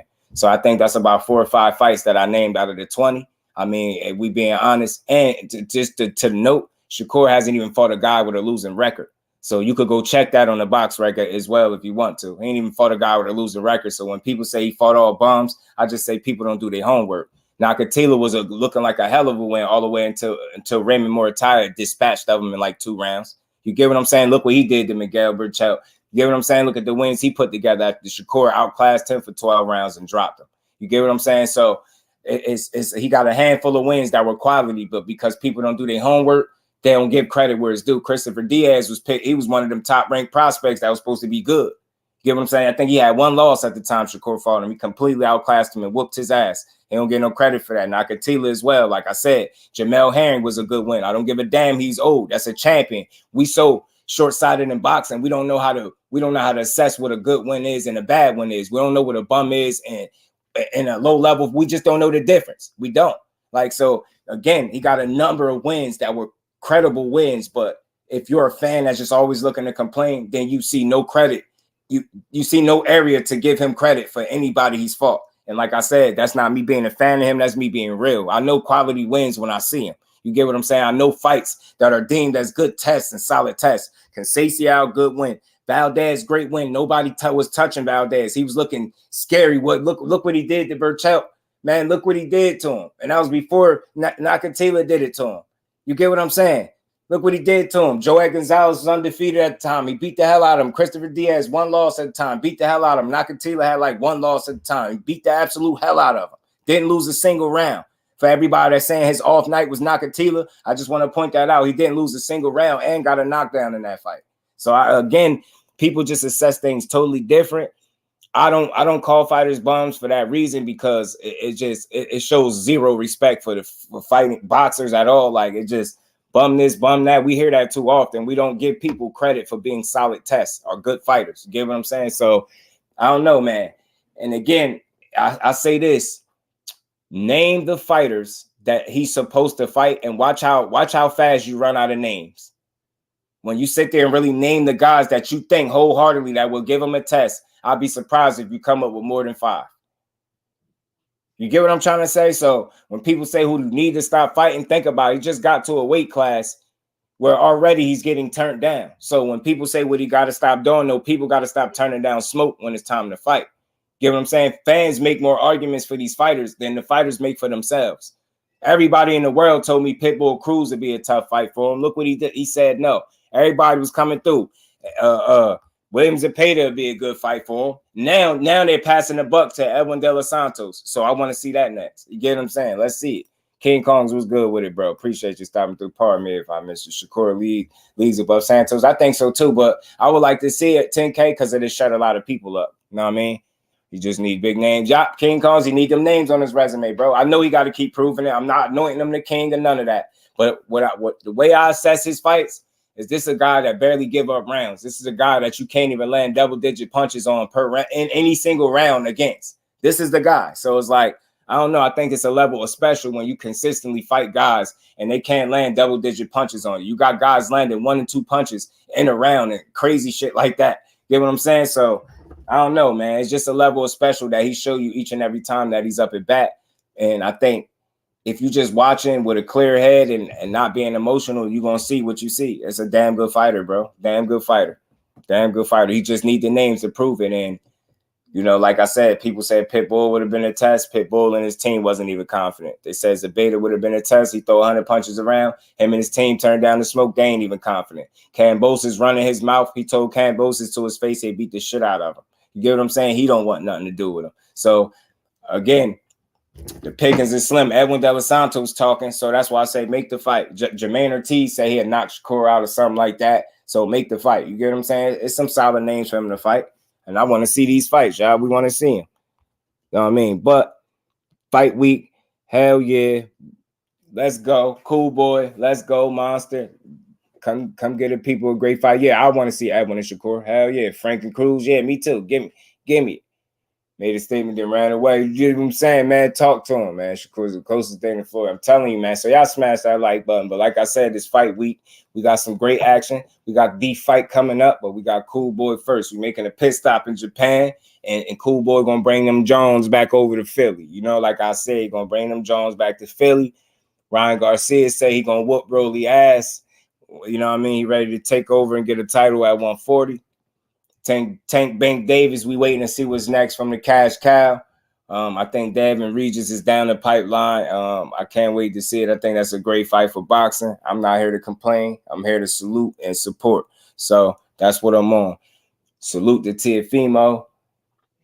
He got him a hell of a win. I hope he come back and make a big splash. Like I said, Bob Arum said he got something big planned for him because he got his head back on straight. So let's see. Let's see what happens, man. And I think, like I said, the winner of the 29th will be looked at, I think, as the best fighter in boxing. And I think it's going to be Big Fish. But salute to Terence Crawford, because I think they're going to both push each other, and it's going to be both of these guys' toughest fight of their careers. That's what I think. Some people think it's not going to be close. Some people think it's not 50-50. I just can't think that. I've seen Terence Crawford beat one too many asses to discount him as anything less than a 50-50 shot at winning. That's just what he's shown me because I watched him through the weight classes. He's that good a fighter to me.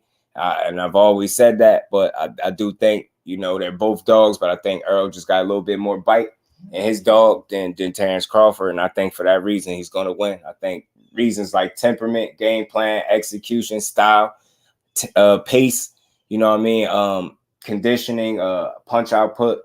Those things ring a bell. Those things are going to be factors that I think lead to Errol Spence winning this fight. I think his renewed sense of confidence and him just understanding he's on borrowed time, knowing that it all could have been over, him understanding what he's up against and what it takes to win.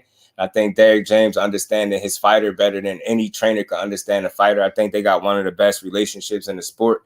And I think it's an honest relationship as well as a tight one, right? It's a very honest relationship. And I think as a result, you know, Errol Spence and Derrick James have, you know, worked together to, you know, mold one of the best fighters we got in the sport. And I think they truly understand what it takes to win these type of fights. And I think they truly understand themselves and what it takes to break a man down, break a man will. And I think that's why you hear Errol Spence speaking that way. Because I think we just look over the period of time. It wasn't just guys that he broke down like that.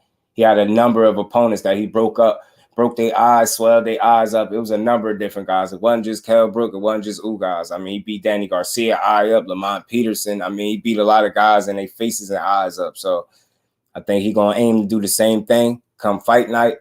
My biggest concern for Crawford in terms of, you know, him slowing Errol Spence down is will he be able to neutralize the jab at all? Because, you know, the amount of success Kell Brook had in about 2 or 3 rounds when they fought, that version of Kell Brook had, you know, Bud Crawford eye looking a little suspect. And that's a little concerning going into a fight with a guy with a better jab than even what Kell Brook had. It's going to be a much better version of himself than what Kell Brook was when you fought him. So that's just something to note. Campbell's is next for a title shot. He might be. They might put him through some hell to fight somebody, but then again, Top Rank might throw him a bone again. You know what I'm saying? Touching a title that, except for that little funny IBO title that they robbed Maxie Hughes for. But man, boxing is in a great place, and y'all know how we do. So with that, man, we gonna get up out of here, man. Y'all smash that like button. On the way out, man, y'all stay tuned. We gonna be calling this fight for tomorrow, 135 stat. Then right. It is, man. We're going to be on for tomorrow, man. So y'all know how we do. Y'all make sure y'all enjoy the rest of y'all Monday, man. Y'all stay tuned, man. Y'all be in the building. If y'all up early enough, we're going to call this Monster Inoue card. And y'all stay tuned. I got a build coming up tomorrow with a fighter that we just get a big upset win tomorrow. I mean, a couple weeks ago over Yo Elvis. So he going to be in the building. So we're going to rock. That's going to be at like 1 o'clock. Eastern time, because I adjusted my time to work with him. I think he's gonna come on before he gets some training in. So y'all stay on the lookout for that. I'm probably gonna set that up after I get off of here. So it'll be for tomorrow at 1 o'clock. Then we're gonna be on for Monster Inoue and Cool Boy. You know it. So much love and appreciation to Keyshawn Campbell. So I got Keyshawn. Me too, bro. Me too, Sam. I got Keyshawn definitely in that one. Salute to you, bro. Smash that like button, sub to the channel if you haven't, and welcome to the family if you have. But with that, man, y'all enjoy the rest of y'all Monday, and we're gonna be right back for this fight call, man, and this interview, this build tomorrow. So we up out of here, y'all. Peace.